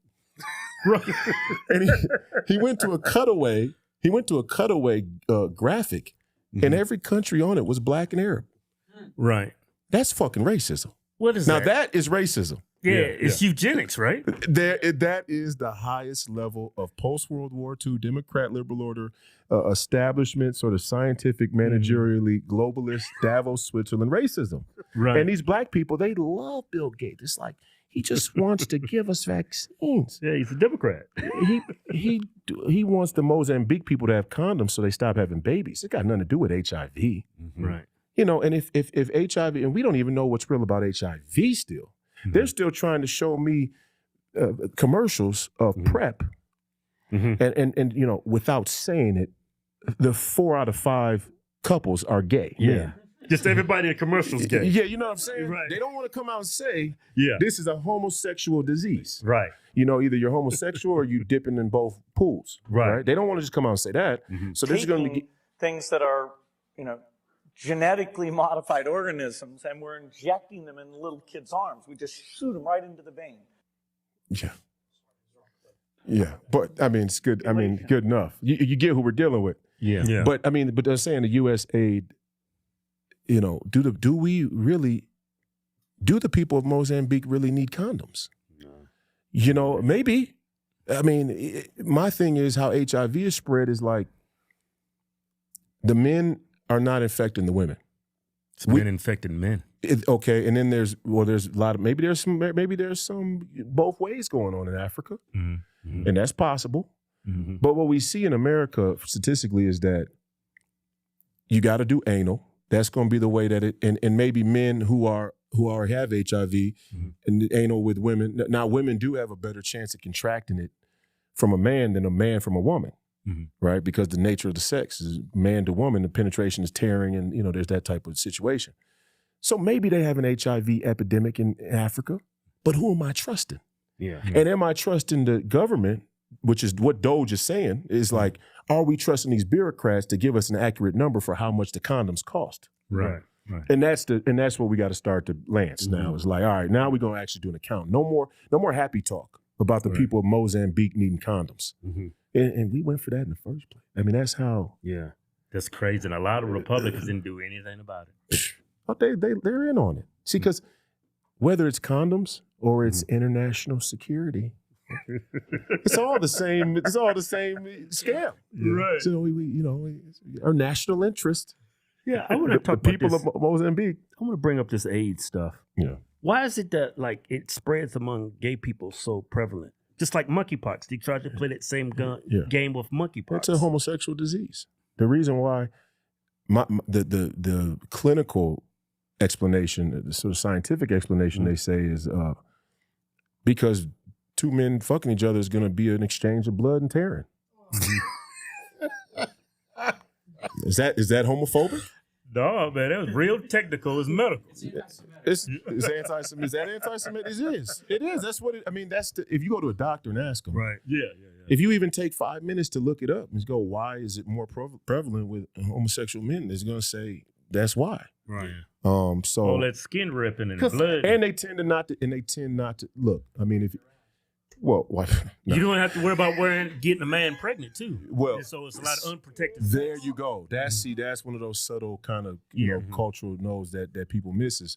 If you're gonna go over the hill, sexually like that, you tend to do away with any of the protections, right? So there's a lot of can't get that nigga pregnant. a lot of unprotected gay sex happening too, right? So right. Shout out to all the LGBTQs out there that roll with the MAGA movement and see citizenship as important, and they want a closed border. Right. They don't like how the LGBTQ is being used. There's a lot of gay people out there who are not in support of how their stuff is being used either. So I'm not trying to knock them, but it is ridiculous that they try to make it seem like HIV wasn't a homosexual. Right. Now, all the PrEP commercials got. But it's got for gay couples. Transgenders, and it's all gay. Yeah. This dude, he's got like a long sleeve 3/4 knit shawl, right, with a nose ring, and he's in a posh apartment that's got like a vase of tulips. And it's like, he's like on the phone and like just the subtle, marketing of it. The subtle marketing of it is like when you see the name that he's texting, it says John. Right. But we're not going to say this is a gay disease. It's just like, come on, man. What's up? What are we doing? Do you think this was created in a lab to attack gay people? Damn, that's deep. Because why? Because it just came out of nowhere in the 80s, and a bunch of gay people was dying. Well, they said COVID came from bats and something. Well, they said it came from somebody doing it with a monkey. Yeah, well, that's a crazy. No, that was racist. Now there you got to say. See, this was direct. Yeah, they said black people's having sex with monkeys. But see, these white liberal scientists, they've been racist. Right. They say the same thing with the, is China man eat bat, Africa man bang monkey, right? That's their narrative. No matter, and do Chinese, do they got wet markets and stuff like that? Okay, cool. But to just say that, the COVID started from a Chinese man eating a bat. Bat soup. Come on, man. How racist you gonna get? The Chinese people sitting there like, hold on, what? You're talking Asian hate. Yeah. This is Asian hate. You saying I don't eat, with the pangolins. I just took a pangolin off the branch and busted it open and started drinking the blood type of thing. Come on, man. But the African man fucking a monkey? Yeah. I mean, is that... I bet you it's creating a lab. Yeah, it's got to be. The gain of function research, shout out to RFK Jr., got confirmed as the Secretary of Health. And we're going to lance that boy too. Mm-hmm. He got to watch out, see, because it's hard. It's more difficult to whack a president. It's a lot of blowback from that. That's an expensive hit. Right. Not say they can't do it, but health secretary, one who apparently everybody's okay with his family getting assassinated anyway. That's true. And I don't wish that upon him. That's my boy. But he got to be careful. Donald Trump needs to put full Secret Service detail. He needs his own detail. Mm-hmm. Yeah, because that health boil is going to be bad. We're going to find a lot of bad shit in there. Mm-hmm. Yeah, a lot of people going to be implicated, and there's going to be a lot of military, right? Because the R&D of the medical industrial complex and the military industrial complex go hand in hand, right? And all medical, what's the famous scientific experiment that they did? I'm thinking of it. Where they were giving the dudes LSD. Yeah. MK Ultra, right? And that's a medical experiment facilitated by a military agency, a military apparatus, where they were actually taking CIA brothels. They were taking CIA houses, and they were turning them into brothels. CIA, and they were watching the Johns have sex hyped up on the drugs behind the two-way mirror. CIA. It's crazy. So when you say Fauci, it's like when I see a Fauci, I think, oh, this is a freaky little freak boy. Right. Freaky boy, because that whole industry, they tie hand to hand. And this, right. At the end of the day, experimentation on humans is going to get a little weird. And it's like we found, Eli Crane just testified, had a committee, and $241 million went to transgender animal experiments. Right. That's crazy. So none of the animals, did they consent to this? Yeah. Did they tell you that they felt like a woman inside? That's crazy. You take the monkeys. Did the men armadillos say, I really feel like a woman in the morning. That's crazy. They just cut his thing off. Yeah. That's weird, man. Yeah. It's beyond weird. No, it's just like crazy. It's more weird because the end game is not like verifiably do any good for humans. Like if you're telling me, all right, we're going to test, let's say, I don't know, for something like cancer research, right? Mm-hmm. And we're going to see if this rat who has cancer, stage 3 kidney cancer, we're going to see if this medication, puts him in remission, right? Right. Okay, cool. I get it. Even there's some ethical question in that. Yeah. Right. But it makes sense though. Industrial farming, right? Mm-hmm. Chickens. Like, okay, if we don't mass farm these chickens and the eggs, you ain't gonna have enough eggs for everybody. It's 450 million people live in this country. There's a lot of eggs that get purchased. Okay, I got you. Do you want to cut a hamster's genitals off and then put him on ecstasy to see how he responds? And not only that, cool. If you want to do that, look, if you want to go down to your local PetSmart, you gotta be a sick puppy to do that shit. But I'm saying in a more libertarian sense. Right. If you want to go on down to PetSmart, your local PetSmart, and get a hamster, and you want to cut his genitals off, and you want to slip him a Mickey, that's crazy. That's some Jeffrey Dahmer stuff right there. Hey, but I'm with you. Okay, that's on you. You're an American. Right. Now, Peter might have a problem with it. Yeah. But to spend $250 million of taxpayer money is a whole different thing. Mm-hmm. And that's what the American people got to start to be interested in. You got to start to take offense. Like, if you want to cross-dress on the weekends, cool. I mean, I'm not with you. I don't want to party with you. Yeah. I don't want to walk around and hang with you. I don't want to be in a group chat with you. Right. But if that's what you feel you need to do, you're an American. You can cross your, 6'6" man. He's got hair on his knuckles and on his shoulders, and you want to wear a cocktail dress. You're an American. Yeah. But don't tell my kids at the school that you forced to go to that they got to do it. That's fucking crazy. Yeah. That's got to be money laundering. It's got to be. Yeah. 240 million. Okay, I see a couple of meals. $250 million. That's a lot of ecstasy, a lot of gerbils, and a lot of penis cutting. Yeah. Imagine how many hamsters' dicks you got to cut. What do you think they're doing with the what do you think they're doing with the hamster dicks? I don't even want to think about that. I didn't even go down that road. Well, just by the experiment standards. They probably put them on rats. There you go. That's what I'm saying. Go transplant this hamster cock and put it on this gerbil. Can the gerbil function right? Right. Yeah. And then they're jerking them off to see if it works, to see if it get aroused, The arousal experiment, take 1. Yeah. It's just, this is where we're at. Hey, y'all, we're going to let y'all in a little secret. Can I tell them our secret? Come here. When you think of precious metals, you probably think about gold and silver. But there's another valuable metal out there that y'all most likely ain't thinking of. It's tungsten. Yeah, tungsten. What the hell is even that? We didn't know what the hell it was either, but we're going to tell you why it's so important. Yeah, tungsten is the metal that they use to make all the military weaponry you can think of. Firearms, bullets, missiles, tanks, aircraft, satellites, rockets, and all kinds of other toxically masculine things. What the hell you need gold for, or silver? Hey, and the craziest thing is 90% of the world's tungsten production is controlled in China, Russia, and North Korea. That's crazy as hell. That doesn't make sense. What's even more crazy is the U.S. has not mined tungsten since 2015. So we have been 100% reliant on other countries to give us the key material to make all our critical military gear.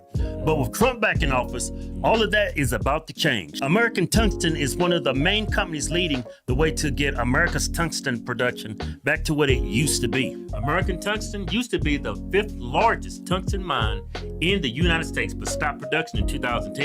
But they are starting operations back up now that Trump is reopening American industries. We will drill, baby, drill. They are reopening their mines right here in America and doing it humanely and ethically, unlike other overseas competitors. Yeah, tungsten has the highest melting point of any metal, which means it's the hardest and most durable metal. That's what makes it so valuable for weapons manufacturing, computer processing technologies, and energy production. It's made of pure tungsten, which is 2.5 times denser than steel. To learn more about what American Tungsten is doing and to see how you can invest in tungsten mining in America, go to AmericanTungstenCorp.com and tell them the Hodgetwins sent you. Yeah. And I'm the crazy one. Yeah. I'm the far right-wing conspiracy theorist. We're nuts. We're all crazy. All of us are nuts. Yeah, I guess so. Yeah. Crazy. That's crazy. I bought a lot. That what you brought up about Mark Levin. I bought all his books. I was the biggest Ben Shapiro supporter, and I don't like what's going on in Israel now. I just lost all respect because if you say you're a pro-life conservative, then why in the hell are we doing this to the Palestinian people? They're all Hamas. Yeah. Yeah, that's their excuse. Yeah. And see, then that, again, when you go back to, and I talk about the neocon thing all the time, people get afraid. They're like, you won't stop. It's just like, it's the most obvious scam.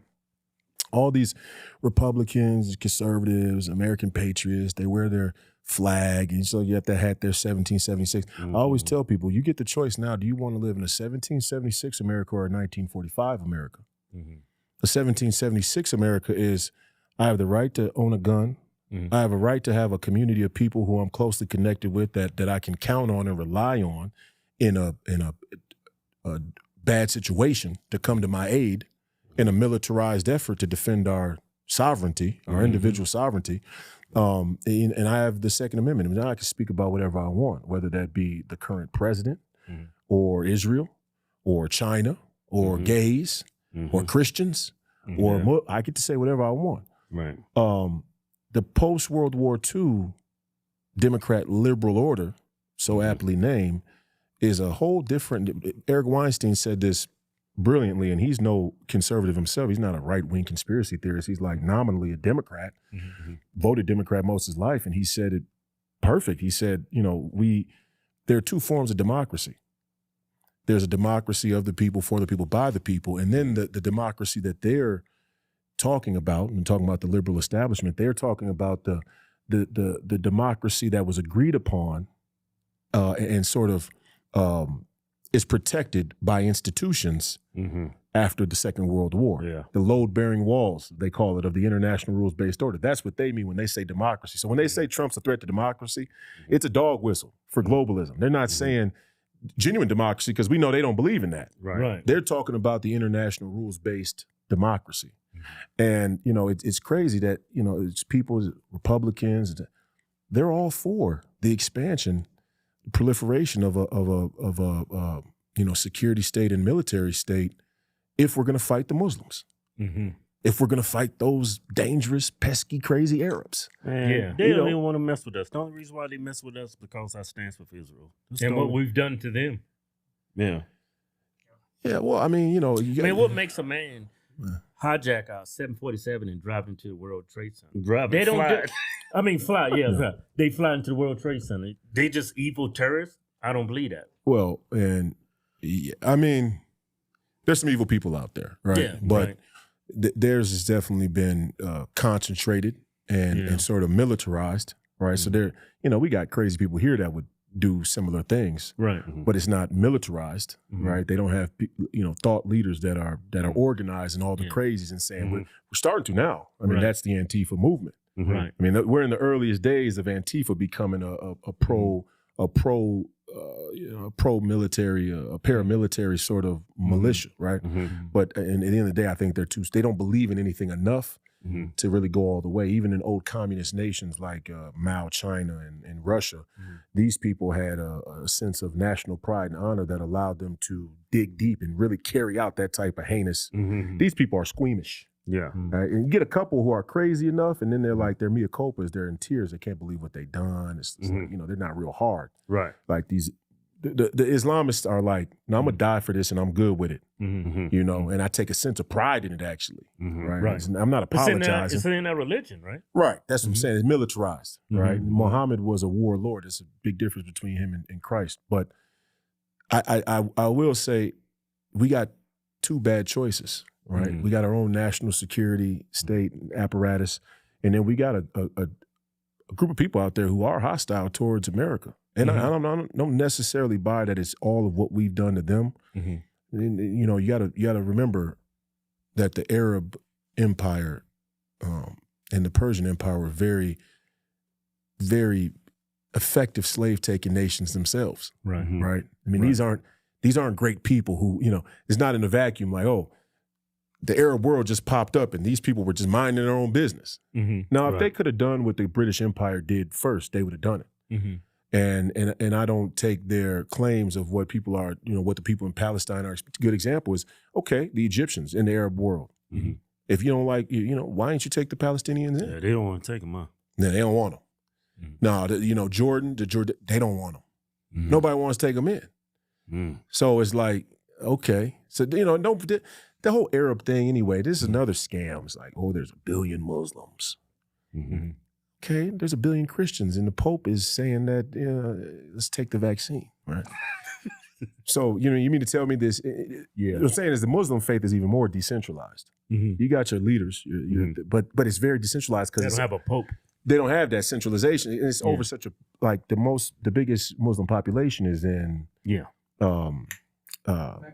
no, it's in it's one of the Asian countries. It's not Malaysia. It's look it up. It's not the Philippines either. Anyway, it's in an Asian country. Mm-hmm. It's not even in the Middle East, right? Mm-hmm. The biggest Muslim population. And so it's like, are those Muslims about to ride out for the radical? Right. So don't say 1 billion. Right. Give me a real number. Right. How many radical? No, in the whole world. Yeah, Kazakhstan. What's the biggest one in Asia? I think that's considered Asia, isn't it? No, I mean Southeast Asia. Mm. It's not Malaysia. But anyway, but you give me a real number, right? And it's just like the Muslim hordes are going to rise up. And we saw when Israel was attacked, all the Muslims had a chance to play, right? Mm-hmm. Yeah. Right. They all got up. Erdogan, right? President of Turkey, he gives a big speech in front of hundreds of thousands of Turks and says, "East versus the West, cross versus crescent. We will not bend. We will retaliate." Right. He's sitting there with a couple of NATO's nukes. He's got our nukes, putting Turkey NATO alliance. Mm-hmm. Okay, so are we going to let them keep our nukes? Are they going to let Turkey stay in NATO? Or what are we doing here? And so, did they bust a grape? Turkey didn't flinch. Right. Hell, Iran let off a couple of, but even they were real.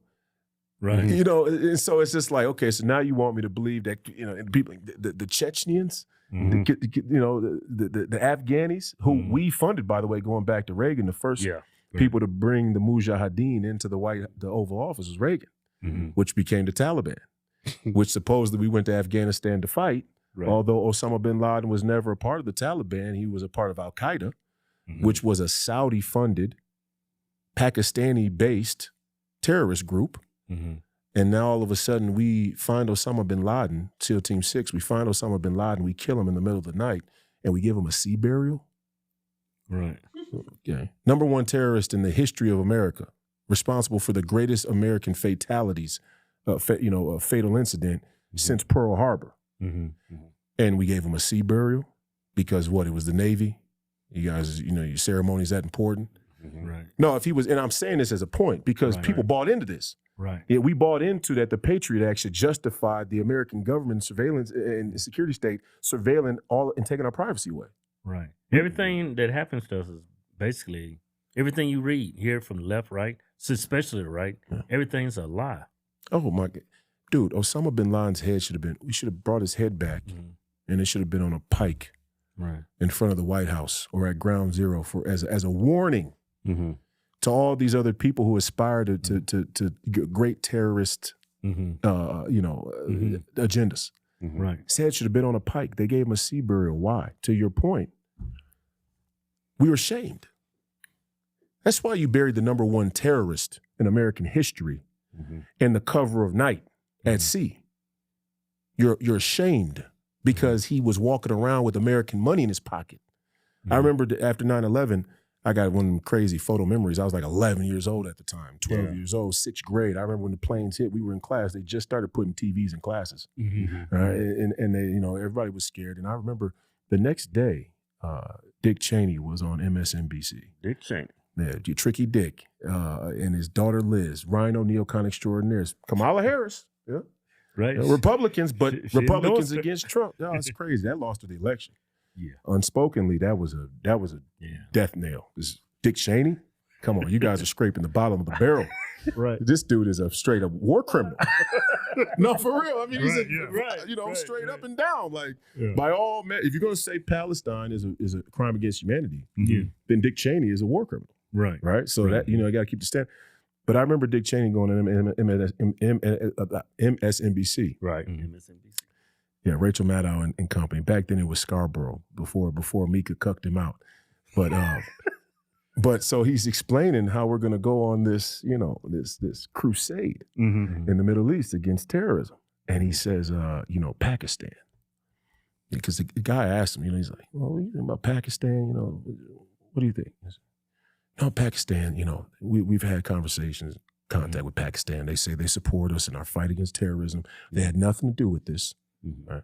And, they want to make sure that our strategic alliance continues to develop. Back then, Pakistan was on the early side of developing their nuclear program. They didn't have nukes yet. They had just got the okay to start a nuclear program. So we're working in close conjunction with them already because of their developing nuclear program. We're keeping a close eye on. Pakistan says they're going to help us. You know where they found Osama bin Laden? They found him in a compound with 15-foot walls and security cameras and barbed wire down the street from a Pakistani military base. That's crazy. Intelligence. Right? And, it's okay, call me a conspiracy theorist, but either one or two things. Either our relationship with Pakistan ain't worth ain't worth a shit because their military can't even recognize when the number one terrorist in the world is sitting right down the street from them, or they're in on it. Got to be in. And maybe they're in on it, and maybe we're in on it with them. And maybe we knew that Osama bin Laden was hiding in Pakistan the whole time, and we just waited for the right moment to close the chapter on that book. It's called A Cutout. Right? It said he was the cutout. He was the radical Islamist who was willing to put his face and his brand on this movement of terrorism all around the world to justify the inventory and fleecing and sort of money printing of the military-industrial complex. He was willing to play and a supervillain. And then all of a sudden, when the time comes and we spent enough money and people are getting tired of being in Afghanistan, and the poppy magically goes from 3% when we get to Afghanistan to 97%, and now the whole world has an opioid epidemic. So I tell people, what'd you get for your war in Afghanistan? They go, oh, nothing. Oh, no, you got something, motherfucker. Oh, yeah, you know you're for real. Your sons and daughters are out here popping ecstasy that's laced with a smidget of fentanyl that's going to kill them. That's what you got for your war in Afghanistan. And all you people that defend us, we'll stand and we're gonna our troops. We love the troops. Support them. And if you criticize the war, then you're criticizing the troops. Are you fucking kidding me? Right. We got the poppy went from 3% to 97%. These people are brazen as fuck. If I'm gonna do a scam, right, I'm gonna try and make it look decent. I'm gonna go from 3% to like 25. Right? It's like I'm gonna do 20%. Yeah.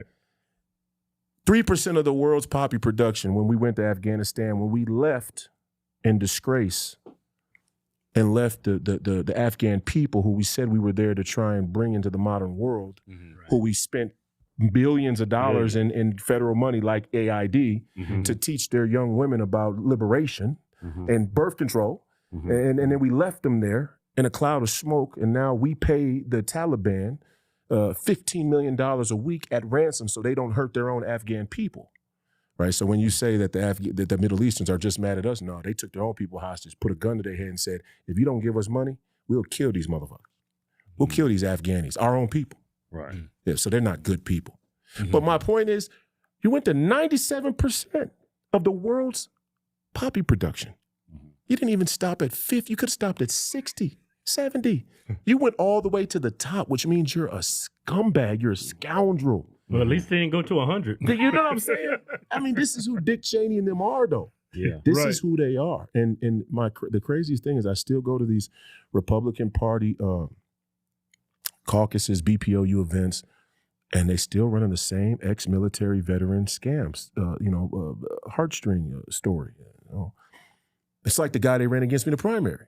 Remember? Joe Frazier, 20 years in the Navy, served in the Afghanistan war, served in the Iraqi war. Well, tell us about the $2 trillion that went missing from the Department of Defense, Joe.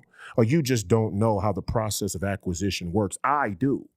That's why I work at Wells Fargo now in acquisition, right? Because I know how to effectively, what Doge is saying they're doing, what they're actually doing. But he was there for 20 years doing it in the military. $2 trillion. If you or I lost 100,000. So if I lost $50. Yeah, but I'm saying, I'm talking about legally, like the IRS. Like, let's say you come upside down, you like down 50 grand with the IRS, 100 grand. Right. Yeah. They lean in your home, they season you, they threatening you, they bringing you, dragging you in court, all this shit. $2 trillion. People, when you hear million, billion, trillion, people don't even really. It's hard for them to get it because they just use. Billion is 1,000 million. Come on, okay, I'm gonna give you a visual. Because exponential math, you hear the numbers so often, million, billion, trillion, you're like, whatever, $100 million stacked up in $100 bills as tall as this table. $1 million, $100 bills stacked up on the tallest table. $1 billion tall as the tallest building on earth. That's crazy. $1 trillion would reach the space station. $100 bills. $100 bills stacked up would reach the space station, $1 trillion. The Department of Defense lost $2 trillion in one audit, and nobody saw any court. No charges. And we still got Republicans in the party showing up to these caucus and BPOU meetings cucking for the military. And it's not about the troops. It's about the institution. And you got to separate the two, but we have trouble doing that because it's our heartstrings. And then they march Kaepernick out there. Let me show you how the scam really gets deep. They wheel Kaepernick out, on his trike with the political kitty wheels on. Right. He's got the afro and he's got the black leather jacket like the Black Panthers. And Vogue magazine gives him a Black Panther cover. And then Disney gives him a $100 million contract for some movie production company. Have you seen a Colin Kaepernick movie yet? I ain't seen one. I ain't even seen a documentary. God damn, they gave you $150 million and you didn't even get a doc. Okay, so all right, they wheel you out. And now your job is to foment this fealty, this sort of, love, this kind of soft spot for the military. He kneeled during the anthem. And all you saw was the counter culture of the conservative movement and conservative media rally around the identity of the troops, which then becomes a shield for the military. And now if you question the military, now it's like, oh, well, what, you one of those Kaepernick Negroes? You know what I'm saying? And I'm like, no, I actually don't like this dude, but I definitely don't like you losing $2 trillion of the American people's money. Right. And the crazy part is, if y'all could, a lot of y'all would actually arrest Kaepernick for what he did. Yeah. But Dick Cheney is cool. Yeah. And you'll let Dick Cheney still run around in the park. It's like Karl Rove. Same guy. Came from the Bush junta, the Bush faction of the world. And even the people who are patriots, they talk that 1776 shit. But when push comes to shove, they got a Mitt Romney. It's like with me now, I'm running in Minnesota in the Republican establishment, the little, the Emirites. They already popping up. Royce is unelectable. He can't win. He lost by 16 points. I gained 8 points on an incumbent with no money and no support from the Steve Daines of the world, another neocon rhino extraordinary, Mitch McConnell's bitch. You didn't have any money from the Jewish lobby either. Oh, AIPAC wouldn't touch me with a 10-foot pole. Yeah. Even with Jewish people around me. Must not be the right Jews. Just like I must not be the right Negro. Right. You know what I'm saying? But AIPAC, AIPAC wouldn't even come close. And so these people, they say exactly who they are. It's like Ron DeSantis. I'll give you another example. Yeah. Big Ron DeSantis move. I'm gonna get shit for this. I'm gonna lose votes. I'm losing votes. But that's who I am. I'm gonna say it like it is. You vote for me. I'm like a used car salesman. You know what I mean? Yeah. Ain't a lot of bells and whistles on this motherfucker. You gonna buy this motherfucker, you ain't. Yeah. You know what I'm saying? Right. This motherfucker, 5,000. Here's a Carfax. And you can buy it or you don't. To me, it don't matter. So Ron DeSantis, they asked him about Russia. And he went on to say, that Russia attacked Ukraine unprovoked. Subtle, but right there, I know who you are. Right. Went to Yale, part of that Ivy League Atlanticist elite. And, I'm MAGA. So, if I start a cultural wedge war down in Florida with Disney, and I said, don't say gay. And I got my little boots on, the don't say gay boots. The wedges, grown-ass man wearing platforms and his, stilts in his shoes. Like, these are issues I'm 6'8". I never even thought about that. Yeah. I can't relate to that shit. You know what I mean? I can't even relate. I think he's like 5'8", 5'9". I get it. You know, you're short, but that's okay, man. Yeah. You know, just talk that real shit. I don't care how short you are. Yeah. You can be 5 foot. You talking that real shit, I'm gonna respect you. Yeah, you can be Kendrick Lamar, 5 foot. Yeah. 4'11" and a half. You know what I'm saying? I don't care about that. But when you say that Russia attacked Ukraine unprovoked, man, they've been calling us for decades. I know who you are. Mm-hmm. And so what's scary to me is like all the Ron DeSantis people will ignore that. Or they'll make it seem like that's trivial. Mm-hmm. Like, no, it's the abortion thing that counts. It's like, okay, no, the abortion issue is real. Yeah, but it's like a dog whistle. They don't even see it. That's what it's a dog whistle for him. Mm-hmm. They don't see it. I think the they see it. I think they see it. I think they see it, but like the Republicans, they're not like really you mean like hip. the voters. The voters. They're not hip to what he's saying. No, they know. Yeah. They know, dude. It's like it's just so cultish. Like everybody's got their own little it's WWE. It's like sports. Mm. You know, your team just got their ass kicked. Mm-hmm. You know, 3 nights in a row. You know, but you still a Chiefs fan. You know, you're just a diehard Chiefs fan. I'm a Mahomes fan. The Chiefs' offensive line is they good, man. They not good. You should have used the Dallas Cowboys as an example. It's a good example, right? Yeah, that's a better example. Or the New York Giants. Right. You know what I'm saying? Yeah, right. But politics the same way. Right. So once I'm on the DeSantis team, now I'm DeSantis. I got to ride for him. Mm-hmm. And, you know, it's like with Trump, if he says something that I don't like, I'll bring a fair criticism to him. He's not beyond reproach. Right. He was touched by God. Mm-hmm. And that definitely does separate him from the rest. Mm-hmm. He was touched by God. Mm-hmm. And the man had 3 bullets past his face. Yeah. The man was touched by divine intervention. Mm-hmm. So that does make you special if I'm a Christian. Mm-hmm. Even if I'm a pro-life Christian, Mm-hmm. and I think DeSantis' stance is better than Trump's, Mm-hmm. the man was touched by God in front of me. Mm-hmm. If you want to deny miracles, you got to stand over there. Right, I'm going to stand over here because I know a miracle when I see one. Yeah. Right. And Ron, you don't miss that shot. And Ron's not even comfortable with what the body God gave him. Yeah. Mm-hmm. So you can't talk to me about Christianity.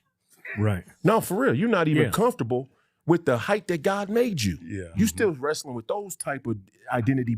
With those things. Insecurities. Yeah. You know what I'm saying? Yeah. And you can see it in his mannerisms too, is when they asked him about his stance on and he looked down to the rest of I noticed Vivek that. was the only, and y'all talk about his border and xenophobia and all that. And Vivek, the Indian, he the only one who stood on it. Yeah. You know, and I'm not saying Vivek is the greatest, but I'm just saying, Ron, you ain't even meeting the Vivek standard. Yeah, because every time they asked a question, he had to look at everybody else before he answered. Now, imagine me up there on. First of all, they'd have to kick me out because I'm not even letting nobody else really talk. Uh-huh. I'm a filibuster at the debate. Yeah. I'm not even gonna let it act like it's cordial. This shit ain't cordial to me. Yeah. Right. This motherfucker is liar, Nikki Haley, the neocon. I don't even want to hear her talk. I would refuse to let a neocon talk at the debate. Mm-hmm. That's how I would have did it. Chris Christie, you're fat as fuck. Now don't talk to me about the overall well-being of the American people. You are too fat to talk to me about general well-being, health, wellness. You are not well. Mm-hmm. Yeah. That is not a healthy weight. That is ridiculous. A grown man. Am I lying? Look at me. A lot of people say I'm in shape, but I feel like a fat, disgusting human being. Man, look at dude. Chris Christie's got the belt. He's got the belt up around the waist where the below the equator is the same as the above the equator. Right. He got the same belly. He pretending that's his waistline. But he got the equator going, bro. He got the globe body going. And he got the audacity to be pompous. Yeah. And I'm not saying fat people can't have an opinion. You look at the below the waist. The below the waist is this bigger than the above the waist. And that is crazy. Come on, man. He got hips like a woman. This is your comments about DeSantis. I hear a lot of people, they have those same comments for Vance. Like reservations about him? Yeah. Yeah, they should. Mm. They should have reservations. He totally flip-flopped on Trump. He said he was the biggest threat to democracy, that he was a new Hitler and all that. Yeah. I mean, look, people should have reservations about everybody who steps up on the public stage. Mm-hmm. I'm not vouching for, again, I said Donald Trump was touched by God. Mm-hmm. And it just so happens that they marshaled up the most resources in recent American history to stop him from becoming president. So you show me who your enemies are and it says something about you. Mm-hmm. And his enemies and my enemies are obviously the same. So, but you still got to watch him. Mm-hmm. You got to watch him. Watch me. And I'm confident in that. I can say that because I'm confident that my actions is gonna reflect, something true. So yeah, you should watch Vance. Oh, who is Vance to be beyond reproach? Right. Yeah, I'm not in that. That's a MAGA cult. Vance, now what a lot of people are doing is they're defending him against the liberals' attacks on him, which is warranted because they're just attacking him. Yeah. Because he rolled with Trump. Before, when he was talking bad about Trump, they had no problem with him. He was part of, I think, matter of fact, he was part of that early sort of Republicans against Trump crew that the liberals love to repost, retweet, bring on CNN. It's like, here's a Republican, Kissinger, saying, Kissinger or whatever. But people can have genuine conversions. You know what I mean? So that's what politics is all about. Yeah. I don't like litmus tests and purity tests for the reason that, cool, if you want to have that opinion and be skeptical, cool. But at the end of the day, politics is about conversion. Now, what I don't accept is we're going to go conversion light. And that's the math they play of politics. Is like, well, if you're saying conversion, then you should wiggle on your moral and ethical stance on abortion. No, I'm going to tell you the real about abortion. The real is we don't want to force God and Christianity on people because it's not Christian, not because it's not liberal. That's the actual answer. And it's the same with, like Vance, like in Tulsi Gabbard, RFK, a lot, Donald Trump. Right. He was a Democrat. So if Vance can't change his position, then I can't let Trump change his position either. Right. So I'm letting Vance change his position, but I'm watching him. And I'm watching him like a hawk. Yeah, I like what he said out there in Germany about freedom of speech and how far left they went out there. Yeah, that's cool. I'm watching him. And I say all that to say I'm watching him like a hawk. Yeah. Yeah, because he got that neocon thing brewing. I could feel it. Yeah. Right. I can just feel it on him. And if there's one person who's going to be the guy, we know back from the Reagan and Bush story. Yeah, I watched that VP. Yeah. It's very, very tactful to put somebody in the VP spot who's favorable. Right. And, like George W. Bush. Well, and Donald Trump is not a young man.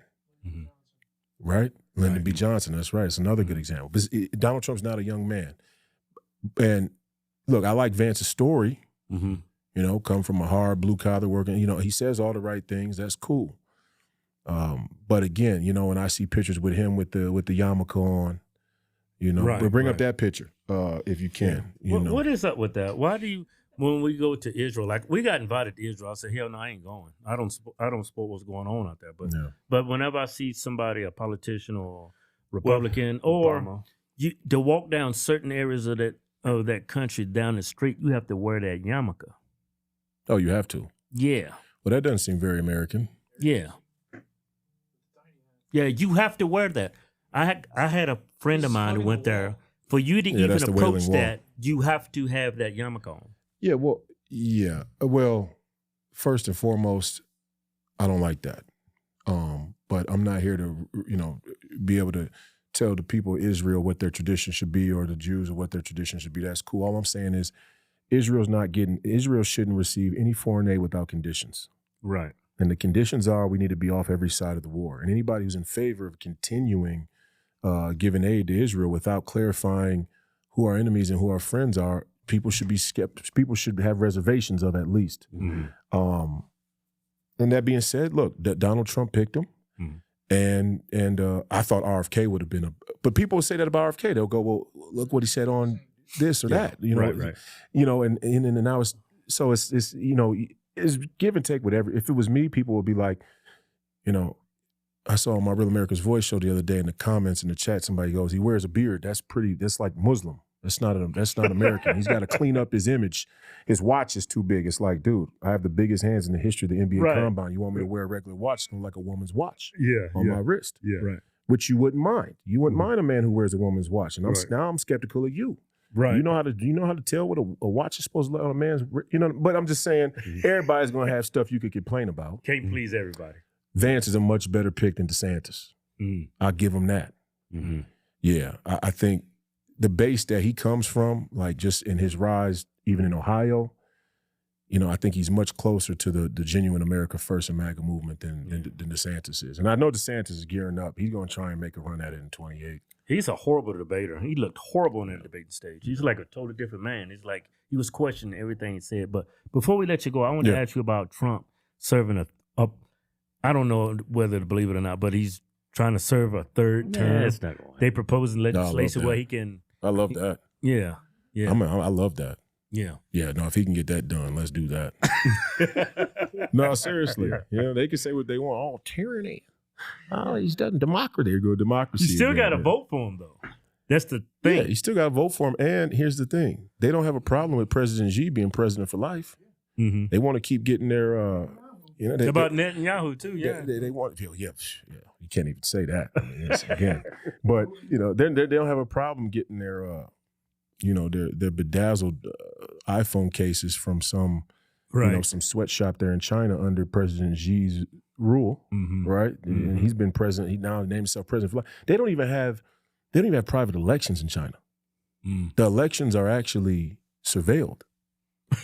No, for real. That's crazy. Where they got cameras where you go to vote, they got cameras, and you don't have a private booth. Your vote's not taken in private. Yeah, everything's on camera. Yeah. So there are no elections in China. Right. So if I'm the Democrats or the liberals or I'm the mainstream media or I'm any of these multinational corporate elites, square the circle for me. How are you going to say that Donald Trump can't make a play to get a third term, but you're okay with our entire supply chain being dependent on a country that has no real freedom of anything? Right. So, you just can't run that on me. You could run that on them dudes around the corner, but you ain't running that over here. If Donald Trump, and if it's voted on and he can get it done. Mm-hmm. Now, what you're going to find is when he really tries to push that, how many Republicans in that House and Senate really don't like him. Right. You're going to see them come out the woodwork then. Right. Yeah. And there's a lot of them. So we had a problem in the House and the Senate, a crisis of America first in the House and the Senate before Trump won. And everybody puts their, like Emmer, MAGA. Mm-hmm. I support Trump. You don't support Trump. Right. Anybody who raised that debt, if you vote, here's the dividing line. It's coming up in March. Continued resolution. Debt ceiling. Remember, you're going to raise it again. Speaker Mike Johnson said that we needed to kick the can down the road 90 days to allow Trump to get a look at the numbers. And now we're going to see. If we raise that debt ceiling 1 penny, I got a problem with it. Mm-hmm. Right. Because then, in the continued resolution, Donald Trump's going to have Joe Biden's fiscal budget for the whole year, the whole first year of his term. Mm-hmm. And that was the excuse they gave, that we want Trump to be able to get in. And that's why we're kicking the can down the road. We're just going to keep kicking it, raising the debt ceiling. With 36. Hey, what's 40 trillion? What's 50 trillion? Right. $172 trillion unfunded liabilities. The total net worth of the country is about 130 trillion. We got a ways to go. Mm-hmm. Bannon was talking about the financial literacy piece of how people don't understand how these markets and how the economies go. When they go quick. Mm-hmm. It goes bad, it goes all at once. Look at the housing market crash in 2008. They had the strippers had four mansions, on a cash-based profession. Mm-hmm. And they were just financing anybody. And then they were refinancing the loans and selling them in Wall Street for net worth and then trading it for cash. You feel me? I mean, the criminal scam, Ponzi scheme. So Donald Trump, I got a lot of faith in what he's done so far. I love the North American bloc. I think we should just annex Mexico. I don't even think we should mess around. Shine bomb the communists down there. We should annex it. Just take it. Mm-hmm. Canada, just take it. Just take it. Yeah, just you're your 52nd state. You're now in our jurisdiction. Mm-hmm. We got to secure our borders. Our borders includes your borders. Sorry, you didn't show us that when I wasn't in office, you didn't show us that you really had the border as a priority. Mm-hmm. So now we're taking your shit too. Greenland, there's just a big ass block of ice anyway. A lot of natural resources. Y'all ain't got no army. Right. We protect y'all sovereignty anyway. Y'all just kind of out there in limbo. That's funny. These people international say limbo, just kind of out there, just kind of we're Greenland. I'm not say, saying they don't have a people and a nation, and right. but you're under our protection anyway. Yeah, they're not a sovereign nation. They need our help. Without us, they're nothing. We're taking your shit. Yeah, you coming with us.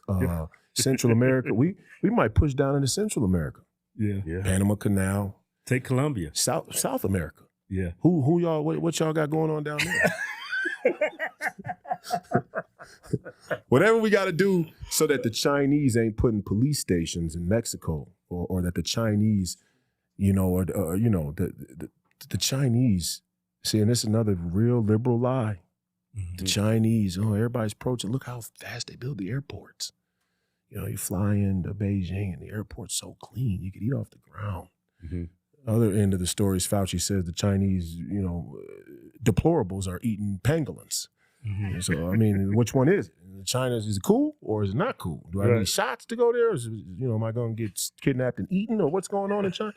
But the airports are so pretty. Right, we got this real strange obsession with like architecture and building technology. So because they can do that well, even under slave labor, fine, right? But if you talk about neocolonialism, nobody's more neocolonialist than the modern Chinese regime, the CCP, recolonizing Africa, starting to try and colonize South America. European Union's already their bitch, right? And so the threat of the Chinese, and to be clear, people got to understand this. Our entire military projection platform has become obsolete overnight. I don't even know how they're still I don't even know how they're still justifying the budgets. Because we're going to an era of warfare where all big aircraft carriers are, something that's going to sink real fast. Costs a lot of money, take a lot of time to build, and it's going to sink real quick when the shit starts flying.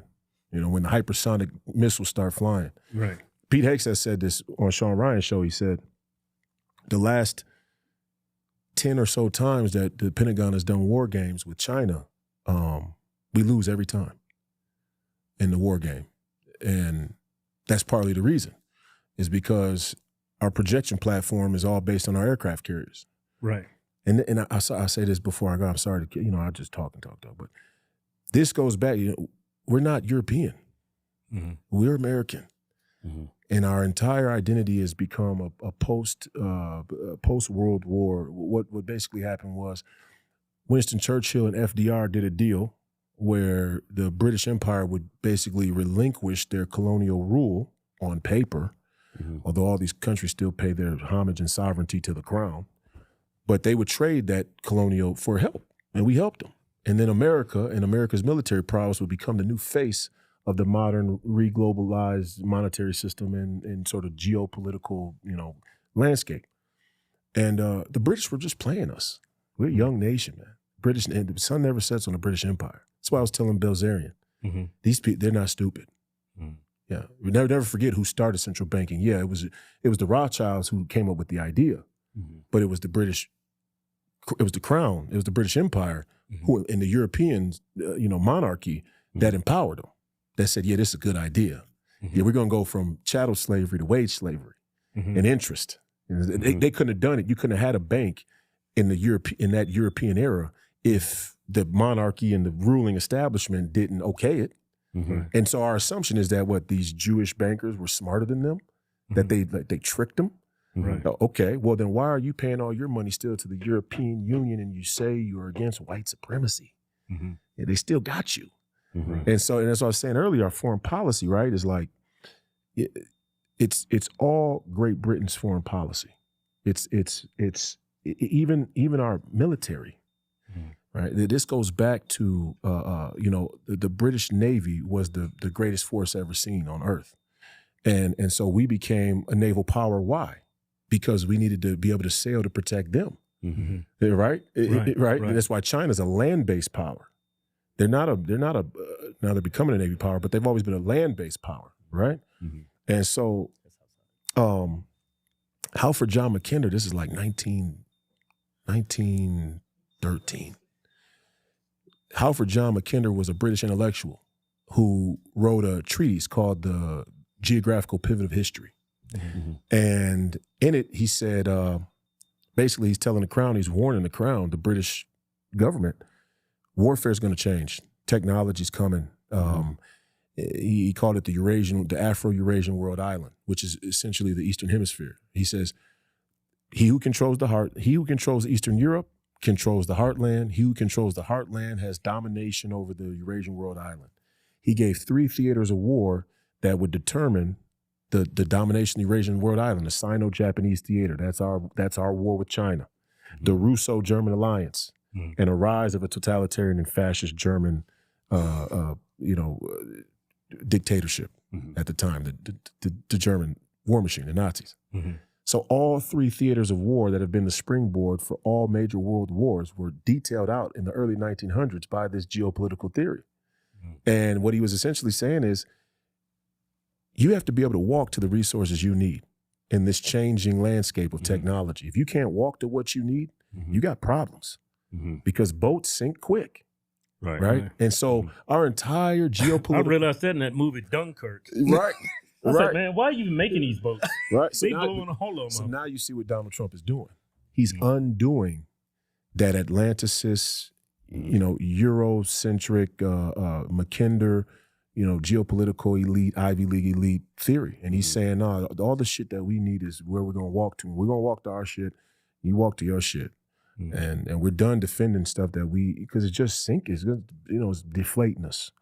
It's inflating us, but it's deflating it's the Roman Empire, right? The Roman Empire got too big. They were defending outposts that they couldn't defend anymore. Before you knew it, the Visigoths, the Vandals, all these hordes of Germanic tribes, were at the Roman gates, and there weren't enough Roman legions to defend the empire, to stop them. And that's essentially what America's become. We got millions of condoms in Mozambique, but we can't stop the Venezuelans from, not even them, the Chinese. We got 20,000 Chinese national. What the fuck y'all do? I thought the airports in Beijing, what you coming to America for? Right. Why we got, okay, the people from Mozambique is riddled with HIV. I got you.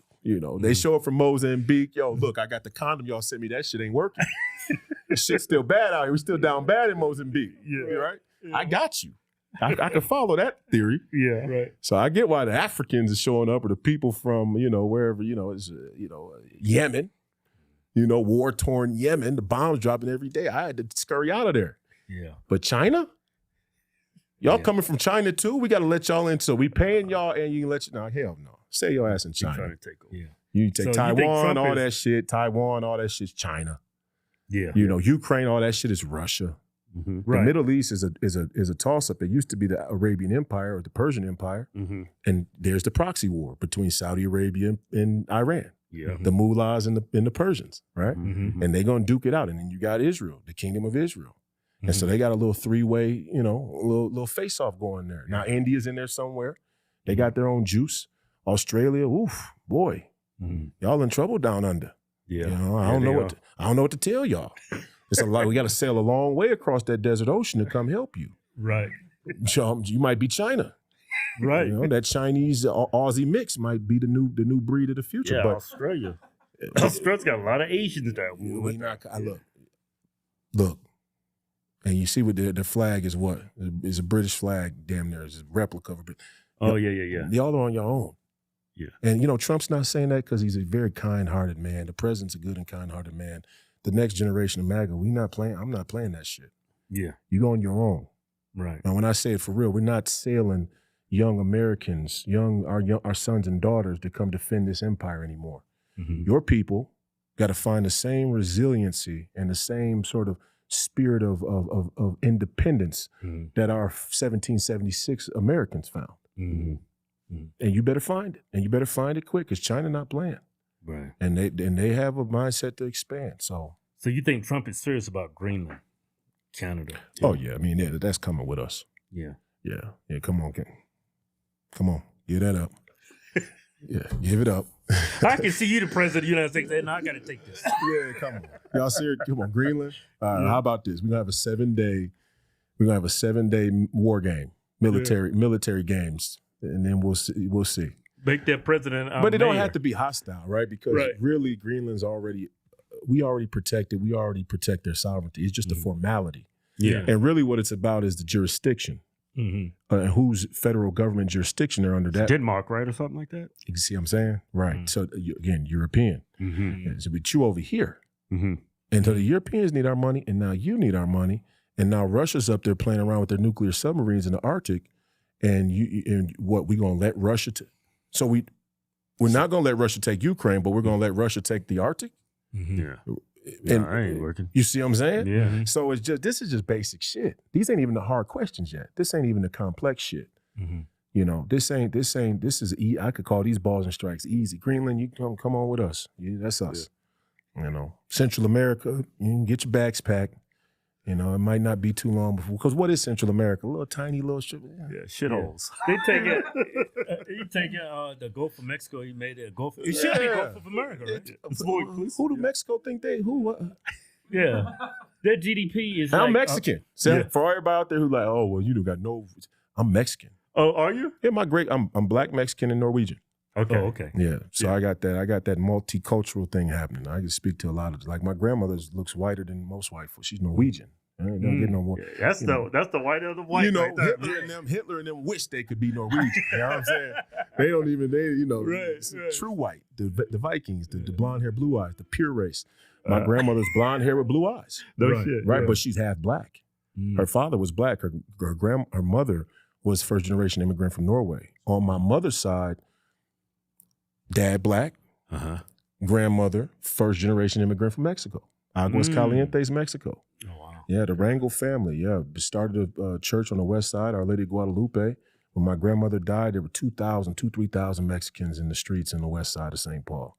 Yeah, so rich Mexican tradition. Girls in my family had quinceañeras. It's like the rite of passage when a young Mexican woman turns 15. My daughter's gonna have a quinceañera. And all that being said, Mexico, you coming with us.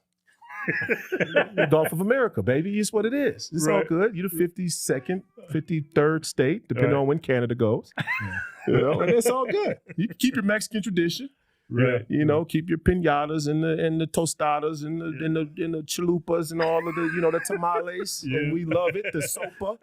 You know, we love all that. Soapies, you know what I'm saying? Yeah, all of that. But we're not letting China put police stations down in your in your country. Right. Mm-hmm. We're not letting them set up short-range ballistic missile platforms in your country. And You can't do that.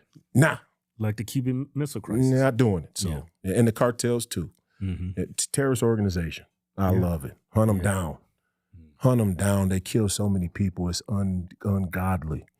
You know, and it's just a shit. So you go down there to McAllen's on the other side of the border there, El Paso or Juarez. You know, it's like Beirut out down there. You can see the gunshots firing from across the border. Yeah, I went there with my wife because she's from Mexico City. I was going there to fix her papers and stuff like that. And when I drove through Ciudad Juarez, I was like, man, people actually live here. Houses are like they're made out of cardboard. Come on, man. It's like the poorest thing. I said, man. And they gonna act like we doing them bad by coming in. So which one you want? You want us to send, this is what I'm saying, to end. The America First movement is really rooted in our foreign policy. All we're saying is you want us to send the condoms to Mozambique, but you want us to let the Mexicans live under, straight chaos right there, a couple miles from our border. Right. So, you start to see it all becomes a game to really undermine this country and steal our money. Right. It's like if the people in Mozambique need condoms, I can't let the Mexicans live under the cartel's rule. That don't add up. No, we got to go down there and handle that shit. You know, you got all these people, the 78th parallel, right? In South Korea and North Korea. Yeah. Hey. See, I don't get Koreans not liking Koreans. Hey, I get it. The Bloods and the Crips, but look, this is what I'm saying. That's what it is. I get how a beef would start, but I'm saying is this. If we really want to see again, go back to Democrat Liberal one, just like, we said we were going to bring freedom and democracy all around the world. Peace through strength, right? That was the pitch after World War II.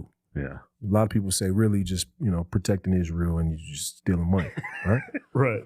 Okay, and there's an argument for that, right? But at least in theory, that's what we said we wanted to do. We wanted to bring peace and democracy all around the world, peace through strength, have a strong military, and we're going to export democracy and freedom to all these places, right? Well, the first thing you're going to do if you want to give somebody the American brand of freedom is you're going to give them the First Amendment, right? What country out there in this national interest American project of global peace and freedom did we give the First Amendment to? And that tells you the whole story right there, because if they can't empower themselves and have guns themselves to protect themselves, they'll always need us. Yeah, right. So what we want to do now is in the Donald Trump era, I hope, or in the Royce White MAGA era, that motherfucker's coming. That Royce White is, I ain't break out the three-piece suit yet. You know what I'm saying? Right. Yeah. In that Royce White era, we're going to tell the South Koreans, here are the guns. Give your citizens guns.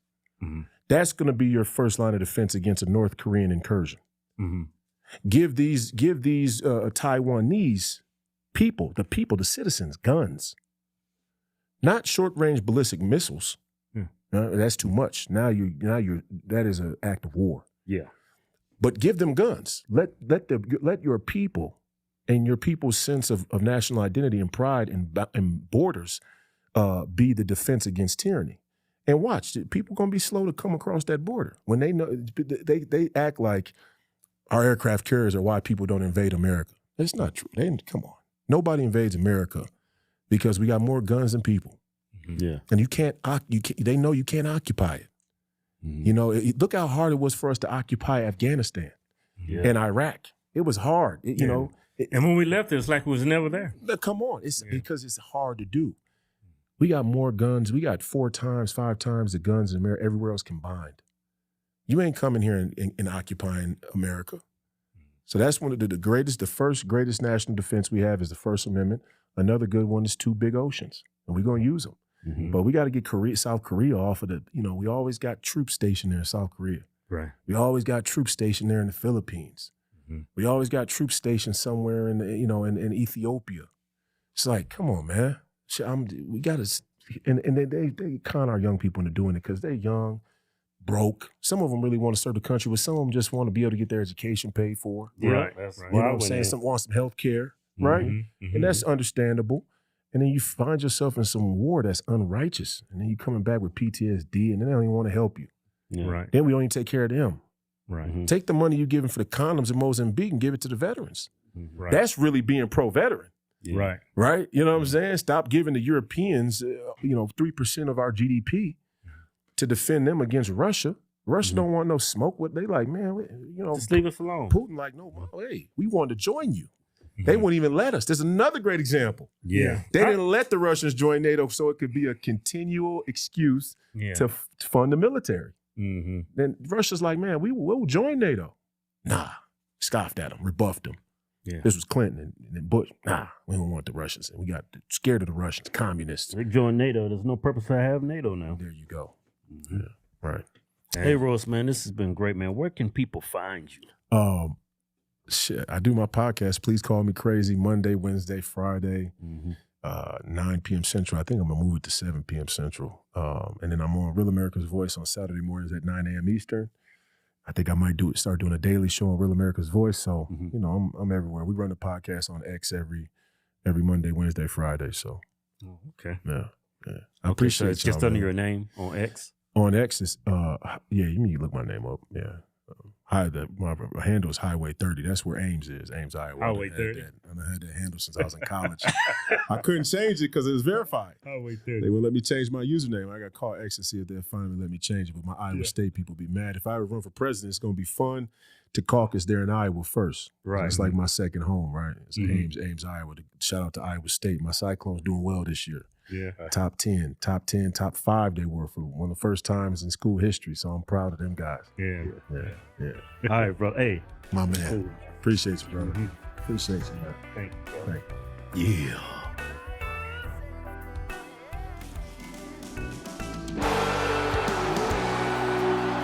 Everything's up on the bar. We're all in.